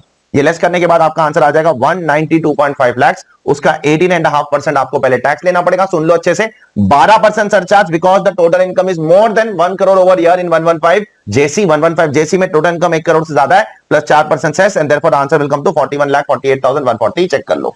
तो यहां पर AMT ज्यादा आता है। नॉर्मल प्रोविजन का टैक्स बहुत कम है, 10 लाख है, और AMT का टैक्स लगभग 40 लाख के ऊपर आता है, ठीक है। क्लियर है सबको? I hope it is clear to all of you. Last question over here. What would Mr. P be eligible for deduction under 80JJAA in AY 22-23? If so, what is the quantum of deduction? क्या उसको 80JJAA मिलेगा? हाँ मिलेगा। कितना मिलेगा? चलो देखते हैं। उसका डिटेल्स यहां पर दिया है, ठीक है। अपैरल बिजनेस में है ये, और अगर अपैरल बिजनेस में और लेदर बिजनेस में याद करो तो आप 150 डेज भी अगर एम्प्लॉयमेंट करते हो, एम्प्लॉय जनरली आपको एम्प्लॉयमेंट एम्प्लॉय को 240 डेज के लिए देना पड़ेगा, उससे कम नहीं दे सकते हो। लेकिन अपैरल बिजनेस में 150 डेज भी चलता है, याद करो अपैरल बिजनेस में 150 डेज भी चलता है। Therefore, क्या पहले केस में 150 डेज हो रहा है? हो रहा है। क्या दूसरे केस में हो रहा है? हो रहा है। क्या तीसरे केस में हो रहा है? हो रहा है। चौथे केस में हो रहा है? हो रहा है। क्या पांचवें केस में हो रहा है? नहीं हो रहा है, ठीक है। अब सुनो जरा, लेकिन 150 डेज के साथ साथ आपको एमोल्यूमेंट भी चेक करना है, वो 25,000 से ज्यादा नहीं होना चाहिए। तो पहले केस में एमोल्यूमेंट 25,000 से ज्यादा है, दूसरे केस में सॉरी कम है, तो यहां पर आपको 80JJAA का डिडक्शन मिल जाएगा। यहां भी मिल जाएगा, यहां नहीं मिलेगा, यहां भी मिल जाएगा। तो यहां मिलेगा, यहां मिलेगा, यहां मिलेगा। एक सेकंड, यहां मिलेगा, यहां मिलेगा और यहां मिलेगा, ठीक है। यहां नहीं मिलेगा क्योंकि यहां 25,000 से ज्यादा है, यहां नहीं मिलेगा 25,000 से कम है, लेकिन 150 डेज से भी कम है, ठीक है। देयरफॉर अब आपको कुछ नहीं करना यार, this into number of months. तो पहले वाले केस में 40 इंटू 24 डिवाइडेड बाय 6 मंथ्स, दूसरे वाले केस में 80 into 24,500 divide by multiply by 6 months, और ये केस में 30 इंटू 25,000 मल्टीप्लाई बाय 5 मंथ्स। जो भी आंसर आएगा उसका 30% डिडक्शन ले लो, वो आंसर आ जाएगा आपका 212.7। तो फिर से बता रहा हूं मैं, दो केसेस कौन से इग्नोर कर रहा हूं मैं, ठीक है, ध्यान से देख लेना। ये वाला केस क्यों इग्नोर कर रहा हूं मैं? क्योंकि एमोल्यूमेंट 25,000 से ज्यादा है। और ये वाला केस क्यों इग्नोर कर रहा हूं? एमोल्यूमेंट तो 25,000 से कम है, लेकिन यहां पर 150 डेज का एम्प्लॉयमेंट नहीं होता है, इसलिए। और बाकी तीनों केस में एमोल्यूमेंट भी 25,000 तक है, 25,000 तक चलता है। एग्जैक्ट 25,000 चलता है सर? चलता है। 25,000 से ज्यादा नहीं होना चाहिए, ये लिखा है लॉ में। एग्जैक्ट 25,000 चल जाएगा, देयरफॉर यहां पर एग्जैक्ट 25,000 है, चल जाएगा। और यहां पर 150 डेज भी अपैरल बिजनेस की वजह से वो भी चल जाएगा। 212.7 मल्टीप्लाई बाय 30%, जो भी आंसर आएगा वो आएगा 6381,000। चेक कर लेना, ठीक है।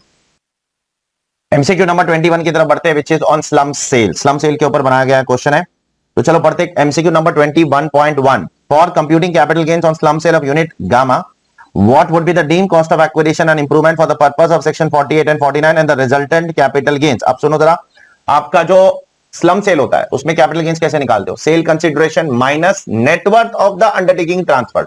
और उसका नेटवर्थ कैसे आता है? Net worth is all assets of that unit minus all liabilities of that unit. और असेट्स को कितनी कैटेगरी में डिवाइड किया है? गवर्नमेंट ने 4 कैटेगरी में डिवाइड किया। पहला, डेप्रिशिएबल असेट का वैल्यू कैसे लोगे? इनकम टैक्स की डब्ल्यूडी। नॉन डेप्रिशिएबल असेट्स की value book value excluding revaluation, market value नहीं, रिवैल्यूएशन नहीं, बुक वैल्यू लो। 3580 वाला अगर असेट है तो उसका वैल्यू नील, और अगर सेल्फ जनरेटेड गुडविल या और कोई असेट है तो उसका वैल्यू भी नील हो जाएगा। ये फाइनेंस एक्ट 2021 का अमेंडमेंट है, ये चौथा वाला। देयरफॉर यहां पर अभी सबसे पहले हम लोग देखते हैं डेप्रिशिएबल असेट कितना है। डेप्रिशिएबल असेट का value as per income tax लेना है, तो एज पर इनकम टैक्स 615 हो गया, तो वो यहां ले लिया। अब अदर फिक्स्ड असेट्स का वैल्यू कितना है? अब टोटल जो तुम्हारा फिक्स्ड असेट है 825, उसमें से 615 तो तुम्हारा डेप्रिशिएबल असेट्स का वैल्यू आ गया, वो आ गया। अब नॉन डेप्रिशिएबल फिक्स्ड असेट्स की वैल्यू कितनी होगी? वो आपको एक्चुअल कॉस्ट लेना है, बुक वैल्यू 90 लाख, तो वो 90 लाख यहां से आ जाएगा, ठीक है। और अब अदर फिक्स्ड असेट्स कितना है? Other fixed asset directly book value उठा लोगे 585, वो यहां से आ जाएगा, और उसमें से लायबिलिटीज को लेस कर दोगे। लायबिलिटीज कितनी है? वो यहां पर दी गई है 135, and therefore the answer to this question will come to 1155 net worth है। अब यहां पर सिर्फ कॉस्ट ऑफ एक्विजिशन नहीं पूछा है, गेन भी पूछा है। तो गेन कैसे आएगा? सेल कंसिडरेशन माइनस आपका जो नेटवर्थ है वो आपका कॉस्ट हो जाता है। तो नेटवर्थ कितना है? 1155, सेल कंसिडरेशन 1320 क्वेश्चन के अंदर दिया गया, यहां पर चेक कर लो, and therefore the first question का answer will come to 165 rupees. Check कर लो। एमसीक्यू नंबर 21.2 पे जाने के पहले कुछ चीजें दिमाग में रखना। ये जो कैपिटल गेन्स है क्या है? एलटीसीजी है कि एसटीसी है? ये एसटीसीजी है। क्यों सर? क्योंकि ये जो यूनिट आप बेच रहे हो ये 2020 में ही बनी थी और 2021 में आपने उसको बेच दिया। 36 मंथ्स के बाद बेचोगे तो लॉन्ग टर्म होता है, 36 मंथ्स के पहले बेचोगे या 36 मंथ तक बेचोगे तो शॉर्ट टर्म। तो ये गेन क्या शॉर्ट टर्म है? तो अगला क्वेश्चन इसी पे डिपेंडेंट है कि ये जो गेन आ रहा है 165 लाख का, उसका टैक्स रेट क्या होगा। तो देखो, शॉर्ट टर्म कैपिटल गेन्स के 2 टैक्स रेट है। अगर ट्रिपल वन में आता है तो 15%, अदर देन ट्रिपल वन में आता है तो नॉर्मल रेट। तो इस एसएससी का नॉर्मल रेट ढूंढना पड़ेगा। अब ये एसएससी है एक कंपनी, और क्योंकि एक कंपनी है इसके लिए 2 रेट पॉसिबल है, 30% भी पॉसिबल है, 25 भी पॉसिबल है। इसके लिए कौन सा रेट लूं?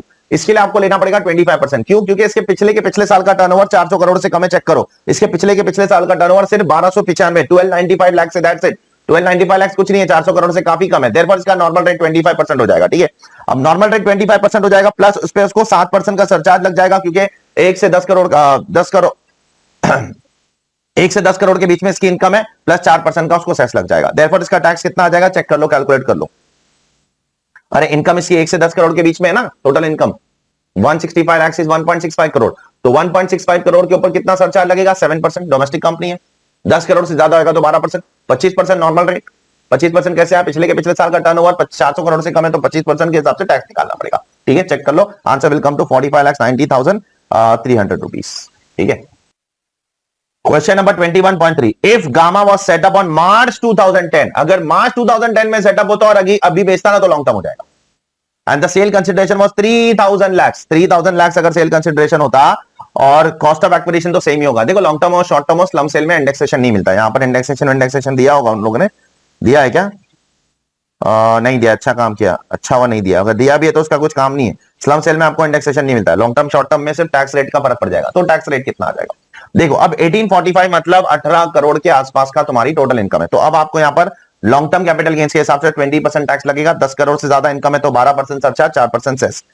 पूरा क्वेश्चन बदल दिया इन्होंने। बोला कि सबसे पहले 2010 में सेटअप हुआ था तो लॉन्ग टर्म हो जाएगा, दूसरा लॉन्ग टर्म हो जाएगा तो टैक्स रेट बदल जाएगा, साथ साथ में सेल कंसिडरेशन भी बदल दिया। सेल कंसिडरेशन बदल दिया तो उसका पूरा का पूरा गेन बदल गया। गेन कितने के ऊपर चला गया? 10 करोड़ के ऊपर। 10 करोड़ के ऊपर चला गया तो 12% सरचार्ज लग जाएगा। चेक करो, tax rate will be 20% plus 12% plus 4%, 23.296. Answer will come to 429.8112. That is this one, and gain will be this much. Check कर लो।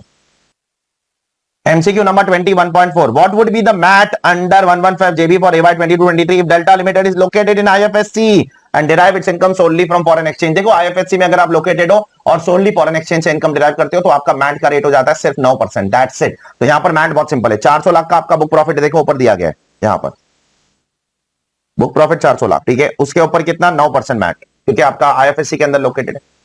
प्लस 400 लाख मतलब 4 करोड़, तो आपको यहां पर 7% सरचार्ज लग जाएगा। 10 करोड़ से कम है तो 7% surcharge plus 4% cess, therefore answer will come to 40,06,080 rupees. That's it, ठीक है। I hope it is clear, it's very simple. And one last question over here, 21.5. If Delta is a company being a unit of IFSC deriving income solely in convertible foreign exchange and has distributed dividends of 200 lakhs in the previous year 21-22, what would be the implication in the hands of Delta and shareholder? देखो, अगर IFSC के अंदर located कोई company है, वो अगर अपने share holders को डिविडेंड देती है तो वो कंपनी के हाथ में तो कोई टैक्स आता ही नहीं। पहले आता था डिविडेंड डिस्ट्रीब्यूशन टैक्स का कॉन्सेप्ट, अभी तो आता ही नहीं है। ऐसे केस में कंपनी के हाथ में तो कोई टैक्स आता ही नहीं है, शेयर होल्डर के हाथ में भी वो डिविडेंड एग्जेम्प्ट होता है। तो tax implication 0, nil in the hands of company as well as in the hands of the share holder. Check कर लो। क्वेश्चन नंबर एमसीक्यू नंबर 22 की तरफ चलते हैं। 22.1 what is the amount of deduction under 10AA and 35AD available to Ganga LLP while computing income under the regular provisions of the Income Tax Act 1961 for AY 22-23। ठीक है, तो सबसे पहले 10AA में उसका डिडक्शन देखते कितना आता है। देखो अभी सबसे पहले अपने को देखना पड़ेगा कि ये जो करंट ईयर है ना उसका, जिसके लिए अपने को डेटा दिया, ये इसका 6th ईयर ऑफ ऑपरेशन है। कैसे? क्योंकि 16-17 में बिजनेस चालू किया था, 16-17, 17-18, 18-19, 19-20, 20-21 और 21-22 उसका 6th ईयर ऑफ ऑपरेशन है। तो अगर आप 6th ईयर ऑफ ऑपरेशन में हो ना, तो 10AA में डिडक्शन आपको सिर्फ 50% मिलता है, पूरा 100% नहीं मिलता है। अब डिडक्शन कैसे मिलेगा? जो भी आपका प्रॉफिट है वो multiplied by export sale divided by total sales. ठीक है, तो 60 lakh multiply by 120 lakh divided by 160 lakh, उसका 50%। तो 60 lakh into 120 lakh export sale है डिवाइड बाय टोटल सेल है, उसका 50%। ये आपका हो जाएगा डिडक्शन अंडर 10AA। अब 35AD में डिडक्शन कितना मिलेगा आपको? 97 लाख का कैपिटल एक्सपेंडिचर किया है, लेकिन उसमें से जो लैंड का खर्चा है उसका डिडक्शन आपको नहीं मिलेगा। देयरफॉर 35AD में आपको डिडक्शन मिल जाएगा 65 लाख रुपीस का। I hope it is clear to all of you. MCQ number 22.2 what is the tax liability of Ganga LLP? Tax liability ढूंढना है उसकी under the regular provisions of the income tax act. Regular AMT वेएमटी में नहीं, regular provisions में ढूंढना है। अब रेगुलर प्रोविजन में उसकी टैक्स लायबिलिटी ढूंढते हैं। उसके दो बिजनेस है, एक तो 35AD बिजनेस है, एक 10AA वाला बिजनेस है। पहले 35AD वाला बिजनेस देखते हैं। देखो 35AD बिजनेस में उसको वेयरहाउसिंग से 160 लाख का प्रॉफिट होता है, लेकिन उसको 65 लाख का डिडक्शन मिल जाएगा यहां से। ठीक है, क्योंकि 35AD में उसको वो 65 लाख का अदर देन लैंड वाला डिडक्शन मिलेगा। देखो 35AD का उसका प्रॉफिट आ जाएगा टैक्सेबल प्रॉफिट 95 लाख, और यहां वाला उसका जो टैक्सेबल प्रॉफिट आएगा 60 लाख आपका SEZ वाला टोटल प्रॉफिट 60 लाख से, उसमें से उसको 22.5 लाख का डिडक्शन मिल जाएगा ऊपर से। तो यहां पर उसका प्रॉफिट आ जाएगा 37.5। देयरफॉर उसका टोटल प्रॉफिट 95 प्लस 37.5 कैसे आएगा? 132.5 लाख का उसको प्रॉफिट आ जाएगा। एक बार उसको 132.5 लाख का प्रॉफिट आ गया, अससी एलएलपी है, तो उसका tax rate will be 30% plus 12% surcharge, क्योंकि 1 करोड़ से ज्यादा इनकम है एलएलपी की, तो 12% सरचार्ज लगेगा, 4% cess, and therefore the answer will come to 46,30,080। Check कर लो, यही आने वाला है। तो समझ में आया? यहां पर इसका 160 लाख का प्रॉफिट है, 65 लाख का डिडक्शन पिछले क्वेश्चन से मिल जाएगा। यहां पर इसका 60 लाख का प्रॉफिट है, 22.5 लाख का डिडक्शन पिछले क्वेश्चन से मिल जाएगा। दोनों का टोटल मारो, टोटल इनकम आ जाएगी, multiply by tax rate. MCQ number 22.3 अब इसी एसएसजी का अल्टरनेट मिनिमम टैक्स निकालना है। बहुत सिंपल है, टोटल इनकम से शुरू होता है अल्टरनेट मिनिमम टैक्स, और फिर उसमें क्या ऐड बैक करने का? 35AD ऐड बैक करने का, उसका डेप्रिसिएशन लेस करने का, 10AA ऐड बैक करने का, और ATI भी ऐड बैक करने का। अब यहां पर 10AA और 35AD है, ATI भी नहीं है। देयरफॉर 10AA कितना ऐड बैक होगा? 22.5 लाख का डिडक्शन ऐड बैक हो जाएगा to find out adjusted total income. और 35AD कितना ऐड होगा? 65 लाख ऐड होगा, लेस 6.5 लाख लेस होगा। क्यों लेस क्यों होगा सर वो 6.5 लाख? क्योंकि वो आपका capital expenditure in respect of warehouse है। वेयरहाउस मतलब बिल्डिंग हुई ना, बराबर? तो बिल्डिंग है तो उसका 10% डेप्रिसिएशन वहां से लेस हो जाएगा। ठीक है, तो 6.5 लाख लेस हो गया। वो लेस करने के बाद जो भी अमाउंट आएगा वो तुम्हारा बन जाएगा क्या? What is the alternate minimum tax payable by the assessee. वो जो भी अमाउंट आएगा उसके ऊपर आपको कितना टैक्स देना पड़ेगा? 18.5% प्लस 12% प्लस 4%। ठीक है, ये आपकी टैक्स लायबिलिटी हो जाएगी। तो चेक कर लो कितना आता है, चेक कर लो चाहिए तो 132.5 प्लस 22.5, ये फाइनल आंसर है इनफैक्ट, ये टैक्स निकालने के बाद plus 65 minus 6.5 multiply by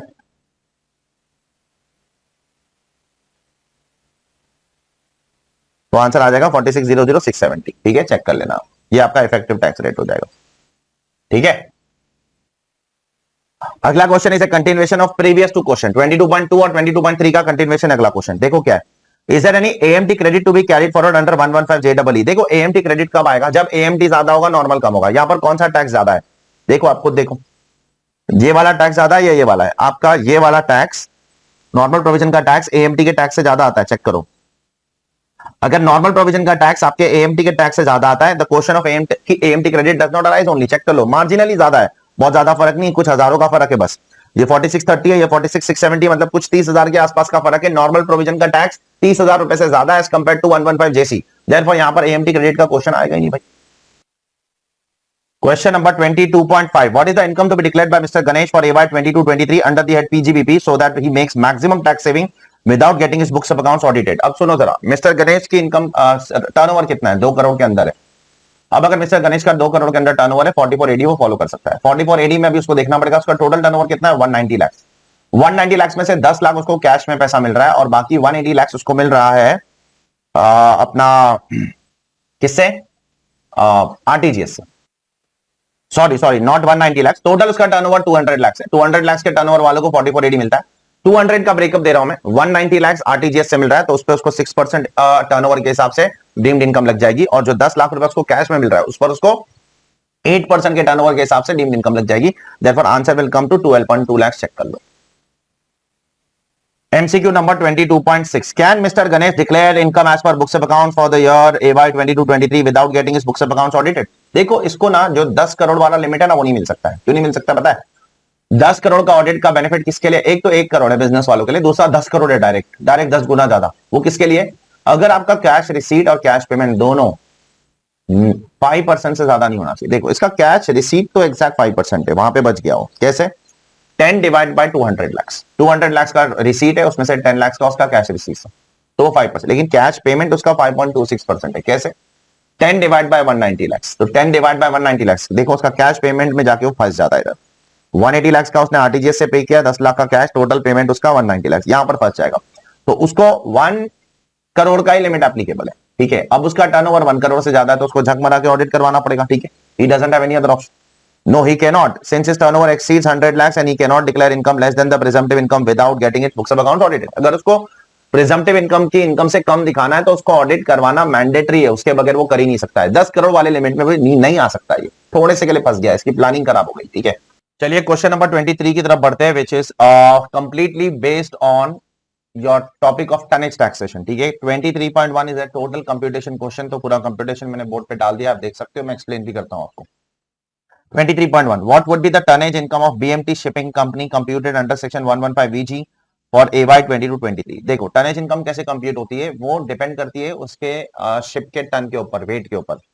so for first 1000 ton it is 70 rupees per 100 ton. हर एक 100 टन के ऊपर 70 रुपया है। ठीक है, उसके बाद 9000 तक है आपका, 1000 से ऊपर 10,000 तक आपका 53 रुपीज पर 100 टन। फिर 10,000 से ऊपर 15,000 तक it is 42 rupees per 100 ton.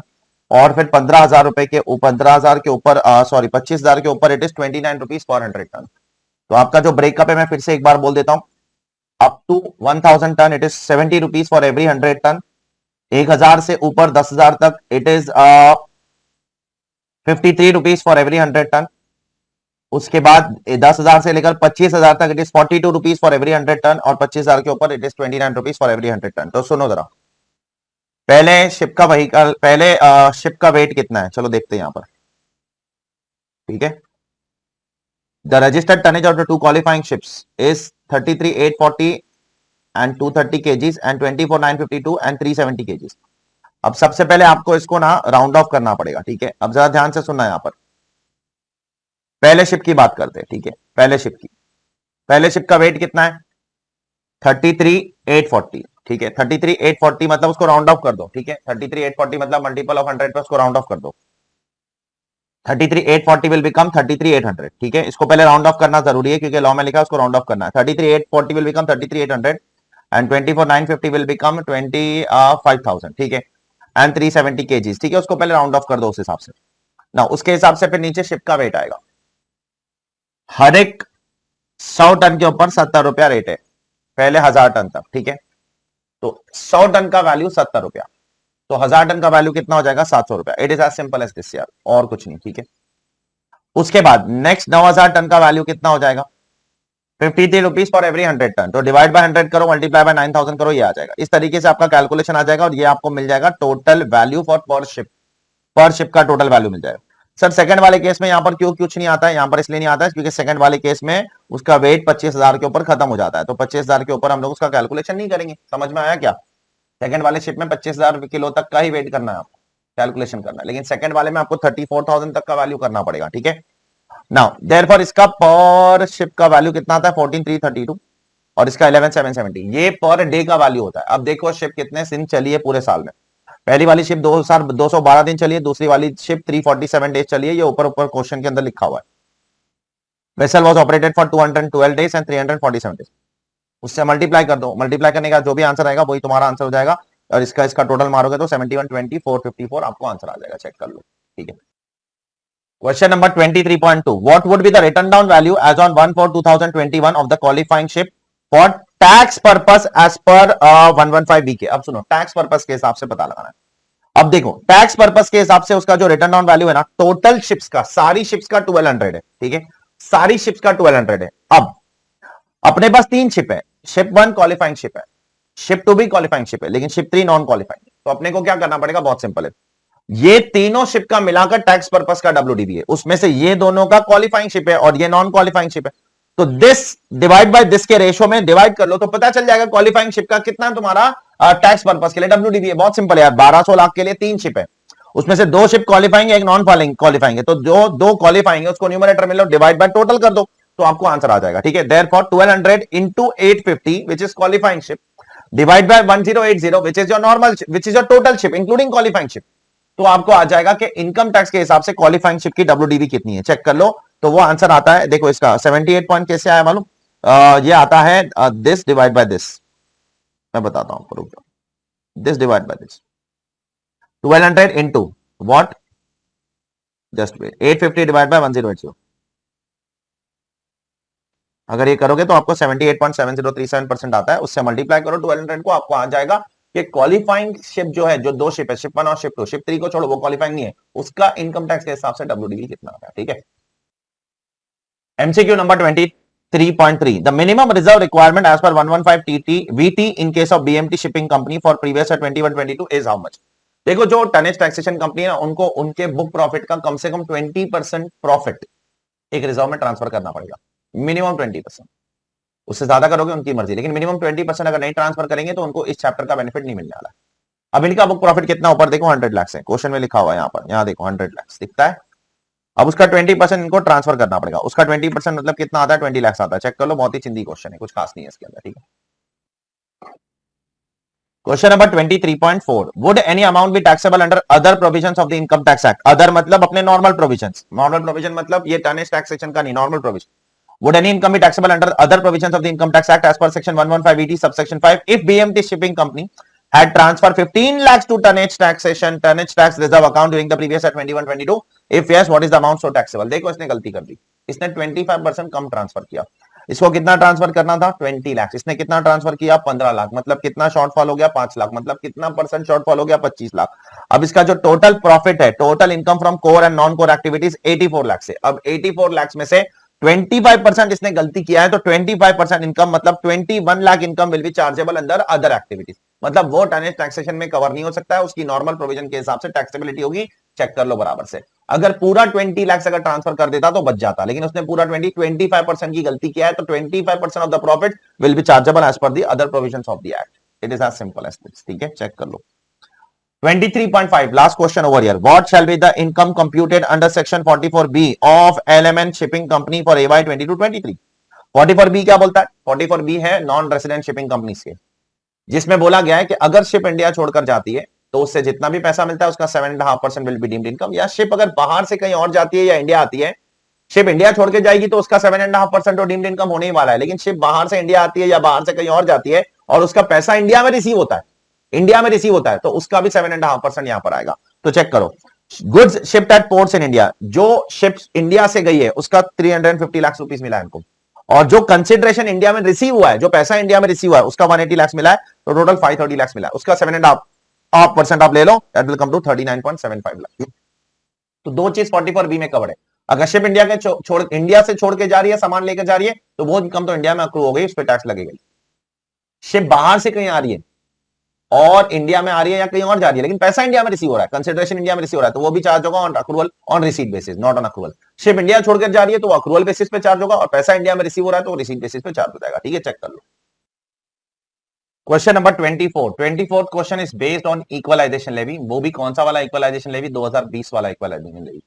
एक 2016 वाला इक्वलाइजेशन लेवी है which talks about online advertisement etcetera, अगर नॉन रेसिडेंट का इंडिया में पी नहीं है, आप उसको कुछ ऑनलाइन एडवर्टीजमेंट के लिए पेमेंट करते हो, 1 लाख से ज्यादा पेमेंट करते हो, तो वो इंडिया में कवर हो जाता है। और 2020 वाला ई कॉमर्स ऑपरेटर के लिए कवर है, ठीक है, जिसमें e commerce operator equalisation levy भरेगा, वो जो नॉन रेसिडेंट है वो रिस्पॉन्सिबल है इक्वलाइजेशन लेवी भरने के लिए, कब, जब वो ई कॉमर्स ऑपरेटर किसी रेजिडेंट को सर्विस देता है या किसी नॉन रेजिडेंट को सर्विस देता है जो इंडिया का आईपी एड्रेस यूज करता है एक्सेट्रा एक्सेट्रा, प्लस वो ई कॉमर्स ऑपरेटर का टर्नओवर 2 करोड़ या उससे ज्यादा होना चाहिए, प्लस वो ई कॉमर्स ऑपरेटर का इंडिया में पीई नहीं होना चाहिए, तो टर्नओवर 2 करोड़ या उससे ज्यादा, प्लस साथ साथ में उसका पी इंडिया में नहीं होना चाहिए। तो यहां पर देखो यूजे इंटरनेशनल जो है ये एक नॉन रेसिडेंट है, उसका इंडिया में पीई नहीं है, सबसे पहली चीज क्वेश्चन के अंदर चेक करना, he does not have a PE in India, you can check over here, and his turnover in India is 2 crore और मोर, तो ये क्लासिक केस है। और यहां पर ये एक ऐसे नॉन रेजिडेंट को सर्विस दे रहा है जो इंडिया के आईपी एड्रेस को यूज करके कुछ प्रोडक्ट ऑर्डर कर रहा है। एक नॉन रेजिडेंट इंडिया में आया, कुछ सर्विसेज इंडिया में आया और उसने ऑनलाइन कुछ ऑर्डर कर दिया।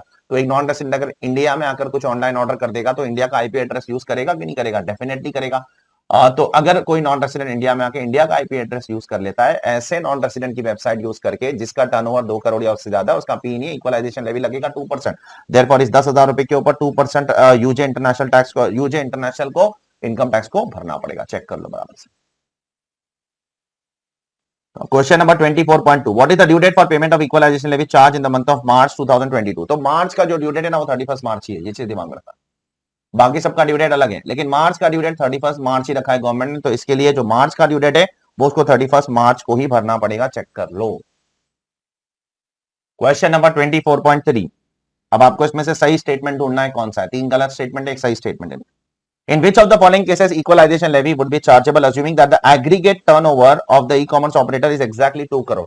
मैंने आपको बोला 2 करोड़ या उससे ज्यादा का टर्नओवर होना चाहिए, साथ साथ में नॉन रेसिडेंट होना चाहिए वो, और साथ साथ में वो ई कॉमर्स ऑपरेटर का इंडिया में पी नहीं होना चाहिए, पी नहीं होना चाहिए, पी नहीं होना चाहिए। अगर उसका पी हो गया तो खत्म हो गई बात। Therefore in which of the following cases equalisation levy will be chargeable? उसका टर्नओवर तो 2 करोड़ है, चलो ठीक है। पहले केस में चार्जेबल होगा, ई कॉमर्स ऑपरेटर रेजिडेंट है, नहीं चार्ज होगा। ई कॉमर्स ऑपरेटर का नॉन रेसिडेंट होना जरूरी है। ई commerce operator being a non resident having a P, नहीं होगा, उसका इंडिया में पी भी नहीं होना चाहिए। मैं घड़ी घड़ी आपको 2-3 बार बोल चुका हूं। ई commerce operator being a non resident having a P in India, नहीं होना चाहिए। नॉन रेसिडेंट और इंडिया में पी नहीं होना मांगता है, दोनों कंडीशन फुलफिल होना चाहिए। देयरफॉर आंसर तो फोर्थ वाला ही आएगा, पहले 3 नहीं है तो चौथा तो पॉसिबल ही है। फिर पहले 3 अगर नहीं हो सकते तो चौथा ही होगा ना, और क्या होगा। ई कॉमर्स ऑपरेटर नॉन रेसिडेंट होना चाहिए और इंडिया में उसका पीई नहीं होना चाहिए, ये दोनों कंडीशन फुलफिल होगा तभी जाकर सेक्शन 165 ए का इक्वलाइजेशन लेवी उसके ऊपर एप्लीकेबल। इसीलिए यूजे जो है, यूजे देखो नॉन रेसिडेंट भी है, उसका इंडिया में पी भी नहीं है और उसका टर्नओवर भी 2 करोड़ या उससे ज्यादा है, तब जाकर उसके 10,000 रुपए पर 2% इक्वलाइजेशन लेवी लग रहा है। ठीक है। एमसीक्यू नंबर 24.4, यूजे इंटरनेशनल क्या कर रहा है जरा बराबर से? Collect data from potential customers, collect data from potential customers in different parts of India who are interested in holidaying in Singapore from GE Tourism India Private Limited. During the year 2020, November 21, it sells the data to Y Tourism Private Limited, Singapore for 1 lakh rupees. Which of the following statement is correct? देखो, equalisation levy लगता है ऐसे case में, जाकर check करना 165 है। अगर एक नॉन रेसिडेंट ई कॉमर्स ऑपरेटर इंडिया से डेटा कलेक्ट करके किसी को बाहर बेचता है तो उस पर भी उसको इक्वलाइजेशन लेवी लगता है 2% ऑफ द अमाउंट रिसीव्ड के ऊपर। देयरफॉर इसके ऊपर इसको 1 लाख के ऊपर 2% इक्वलाइजेशन लेवी भरना पड़ेगा। तो इक्वलाइजेशन लेवी लगता है ऐसे सिचुएशन, ये स्पेसिफाइड सर्कमस्टेंस में कवर होता है कि नॉन इंडिया के लोगों से डेटा खरीद कर बाहर बेच रहा है। मैंने एग्जांपल दिया था सैमसंग का क्लास के अंदर कि क्या कर रहे हो आप इंडिया से डेटा खरीद के सैमसंग को बेच रहे हो। ठीक है, तो उस केस में इक्वलाइजेशन लेवी लगेगा 2% of the value of transaction. ठीक है, जितना भी पैसा मिला उसका 2% चेक कर लो, फिर आगे बढ़ते हैं। और क्वेश्चन नंबर 25 वो आज का अभी का मैं लास्ट क्वेश्चन उठा रहा हूं। दैट इज, अभी 15 मैंने एमसीक्यूज डिस्कस कर लिए। 15 एमसीक्यूज बहुत ज्यादा होते हैं यार, मतलब एक एक सिनेरियोस को कितना समय लगता है। एक एक सिनेरियो में 5-5 6-6 क्वेश्चन है, मैंने 15 डिस्कस कर लिए इस क्वेश्चन में, और लास्ट पार्ट में 1 हफ्ते के बाद डाल दूंगा। ठीक है, 1 हफ्ते से 8 दिन का टाइम मुझे देना पड़ेगा, मेरे को समय लगता है थोड़ा उसको पढ़ के एक एक चीज को समझने में। ठीक है, मुझे भी समझना है फिर मुझे आपको समझाना है। ठीक है, क्योंकि मुझे भी तो आंसर निकालना पड़ेगा, बिना पढ़े तो मैं नहीं बोल सकता ना चलो पहले का आंसर बी है, अभी पढ़ना तो पड़ेगा मुझे भी। What is the residential status of Mr. M for AY 22-23 as per section 6(1)? चलो उसका रेजिडेंशियल स्टेटस पता लगाते हैं मिस्टर एम का। अब वो इंडिया में कितने दिन स्टे कर रहा है? देखो, अप्रैल में 30 डेज, मई में 31, जून में 30, जुलाई में 31 और फिर अगस्त में वो इंडिया छोड़कर जाता है। देखो पहली बार तो 20 अगस्त को अगर वो इंडिया छोड़कर जाता है तो 1 अगस्त से लेकर 20 अगस्त माना जाएगा कि वो इंडिया में। उसके बाद वो वापस कभी आया? नवंबर में आया, तो अगस्त में 20 दिन था वो। ठीक है, अगस्त में 20 दिन, सितंबर में था ही नहीं वो, अक्टूबर में था ही नहीं, फिर डायरेक्ट नवंबर में आया। अब नवंबर में वो कब आया? 10 नवंबर को आया। ठीक है, 10 नवंबर को आया और 21 नवंबर को चला भी गया। देखो बराबर, 10 नवंबर को आया, 21 नवंबर को चला गया, दिखता है? चेक करो। तो अब नवंबर में वो कितने दिन रह रहा है? नवंबर में वो 12 दिन रह रहा है। कैसे कैसे कैसे कैसे यहाँ पर चेक करो आप। ठीक है, वो 21 नवंबर को इंडिया छोड़कर चला गया और 10 नवंबर को इंडिया में आया। तो जिस दिन वो इंडिया छोड़कर जाता है वो भी इंडिया में काउंट होता है और जिस दिन वो इंडिया आता है वो दिन भी इंडिया में काउंट होता है। तो 10 नवंबर से 21 नवंबर कितने दिन होते हैं? 12 दिन होते हैं। नवंबर के 12 दिन हो गए। उसके बाद वो दिसंबर 23 को आया, तो 23 दिसंबर से लेकर 31 दिसंबर तक वो इंडिया में था, तो वो 9 दिन हो गए, दिसंबर के 9 दिन। उसके बाद 10 जैन को वो छोड़कर गया वापस, तो जनवरी के 10 दिन हो गए, 10 दिन हो गए। ठीक है, उसके बाद फेब में वो था ही नहीं और डायरेक्ट मार्च 26 को आया, तो मार्च के उसके 6 दिन हो जाएंगे। तो नवंबर के 12, दिसंबर के 10, जनवरी के 10, फेब का कुछ भी नहीं आएगा और मार्च का 6 दिन। ये सब टोटल मारोगे तो आ जाएगा उसका 179 डेज। ये वाला कंडीशन तो वो फुलफिल करता नहीं है, ठीक है। तो ये जो बेसिक कंडीशन है 182 डेज वाला वो तो फुलफिल नहीं कर रहा है, लेकिन क्या 60 प्लस 365 डेज वाला फुलफिल कर रहा है? The answer is yes. 60 plus 365 days वाला फुलफिल कर देगा, क्योंकि ही स्टेइंग इन इंडिया सिंस 2009, और ये पहली बार इंडिया से छुड़ा के बाहर जा रहा है। देखो वो क्वेश्चन में लिखा गया है, पहली बार इंडिया छोड़कर जा रहा है, वो बाहर ऊपर लिखा हुआ है, देखो first time in the year he was interested with the task to travel other groups of world wide outside India to share his knowledge, blah blah blah blah blah, ठीक है। तो पहली बार इंडिया छोड़ के जा, तो 60 डेज तो India में हो गया उसका, 179 डेज है, प्लस पिछले 4 साल में उसका 365 डेज भी हो गया होगा, क्योंकि वो पूरा टाइम इंडिया में ही है 2009 से। और साथ साथ में उसने एडिशनल कंडीशन भी फुलफिल कर दिया होगा, क्योंकि 2009 से लेकर 2020 तक वो कभी इंडिया के बाहर गया ही नहीं। तो 2 साल में कोई भी रेजिडेंट भी होगा वो डेफिनेटली, और 7 सालों में 730 डेज भी हो गया होगा उसका। देयरफॉर उसका रेसिडेंशियल स्टेटस क्या है यहां पर इस क्वेश्चन के अंदर? Resident and ordinary resident check कर लो, ठीक है। Question number 25.2. What would be the income chargeable under the head salary to be considered for the purpose of deduction of tax under 192, assuming that he does not opt for the section 115 BAC? 115 BAC वो opt नहीं कर रहा है। देखो बहुत simple है, अगर वो रेजिडेंट एंड ऑर्डिनरी रेसिडेंट है, जो अपन ने पहले क्वेश्चन में प्रूव कर दिया, अगर वो रेजिडेंट एंड ऑर्डिनरी रेसिडेंट है, एक बार बात खत्म हो गई, उसके लिए वर्ल्ड इनकम टैक्सेबल है। तो उसने टोटल कितनी सैलरी कमाया? 43,80,000 रुपीज की सैलरी कमाया। किधर लिखा है सर? ये यहां लिखा है 43,80,000। अब अगर वो 115 बीएससी ऑप्ट नहीं कर रहा है, नॉर्मल प्रोविजन के लिए जा रहा है, तो उसको यहां पर 50,000 का स्टैंडर्ड डिडक्शन मिलेगा। अगर वो 115 बीएससी ऑप्ट करता तो उसको स्टैंडर्ड डिडक्शन नहीं मिलता। ये आपका एमसीक्यू नंबर 25.2 है, चेक कर लो। MCQ number 25.3, what is the cost of acquisition for computation of capital gains on sale of shares of PQR limited? अब पीक्यूआर लिमिटेड एक ऐसी कंपनी है जिसको बेचते समय खरीदते समय आपने एसटीटी भरा। अब अगर कोई कंपनी के शेयर्स को बेचते समय खरीदते समय अगर आप एसटीडी भरते हो तो उसपे 112A एप्लीकेबल होता है, और उसमें भी अगर 31 जैन 2018 या उससे पहले शेयर्स खरीदा है तो आपको वो ग्रैंड फादरिंग क्लॉज का बेनिफिट मिलेगा, जिसमें आपका कॉस्ट बढ़ जाएगा, ठीक है। 31 जैन 2018 तक का जो आपका अप्रिसिएशन है, गेन है, उसको गवर्नमेंट रिलैक्स कर देगी। कैसे? 55 सबसेक्शन 2 क्लॉज एसी के हिसाब से। उसमें गवर्नमेंट बोलती है सबसे पहले आप सेल कंसिडरेशन को एफएमवी एज ऑन 31 जैन 2018 से कंपेयर करो और देखो विच एवर इज लोअर। तो थर्ड सेल कंसिडरेशन कितने में शेयर्स बेचा आपने? 325 में। एफएमवी एज ऑन 31 जैन 2018 कितना है? 360 रुपीज है। आप देखो सेल कंसिडरेशन यहां पर दिया है 325, एफएमवी एज ऑन 31 जैन 2018 360 है। दोनों में से जो भी लोअर है वो ले लो। अब दोनों में से जो भी लोअर क्या है? लोअर है 325। अब उसको कंपेयर करो एक्चुअल कॉस्ट से। अब दोनों में से जो भी हायर है बोल लो। अब हायर कितना है? 325 हायर है। Therefore, this will become your actual cost of acquisition multiplied by number of shares. Number of shares is 250.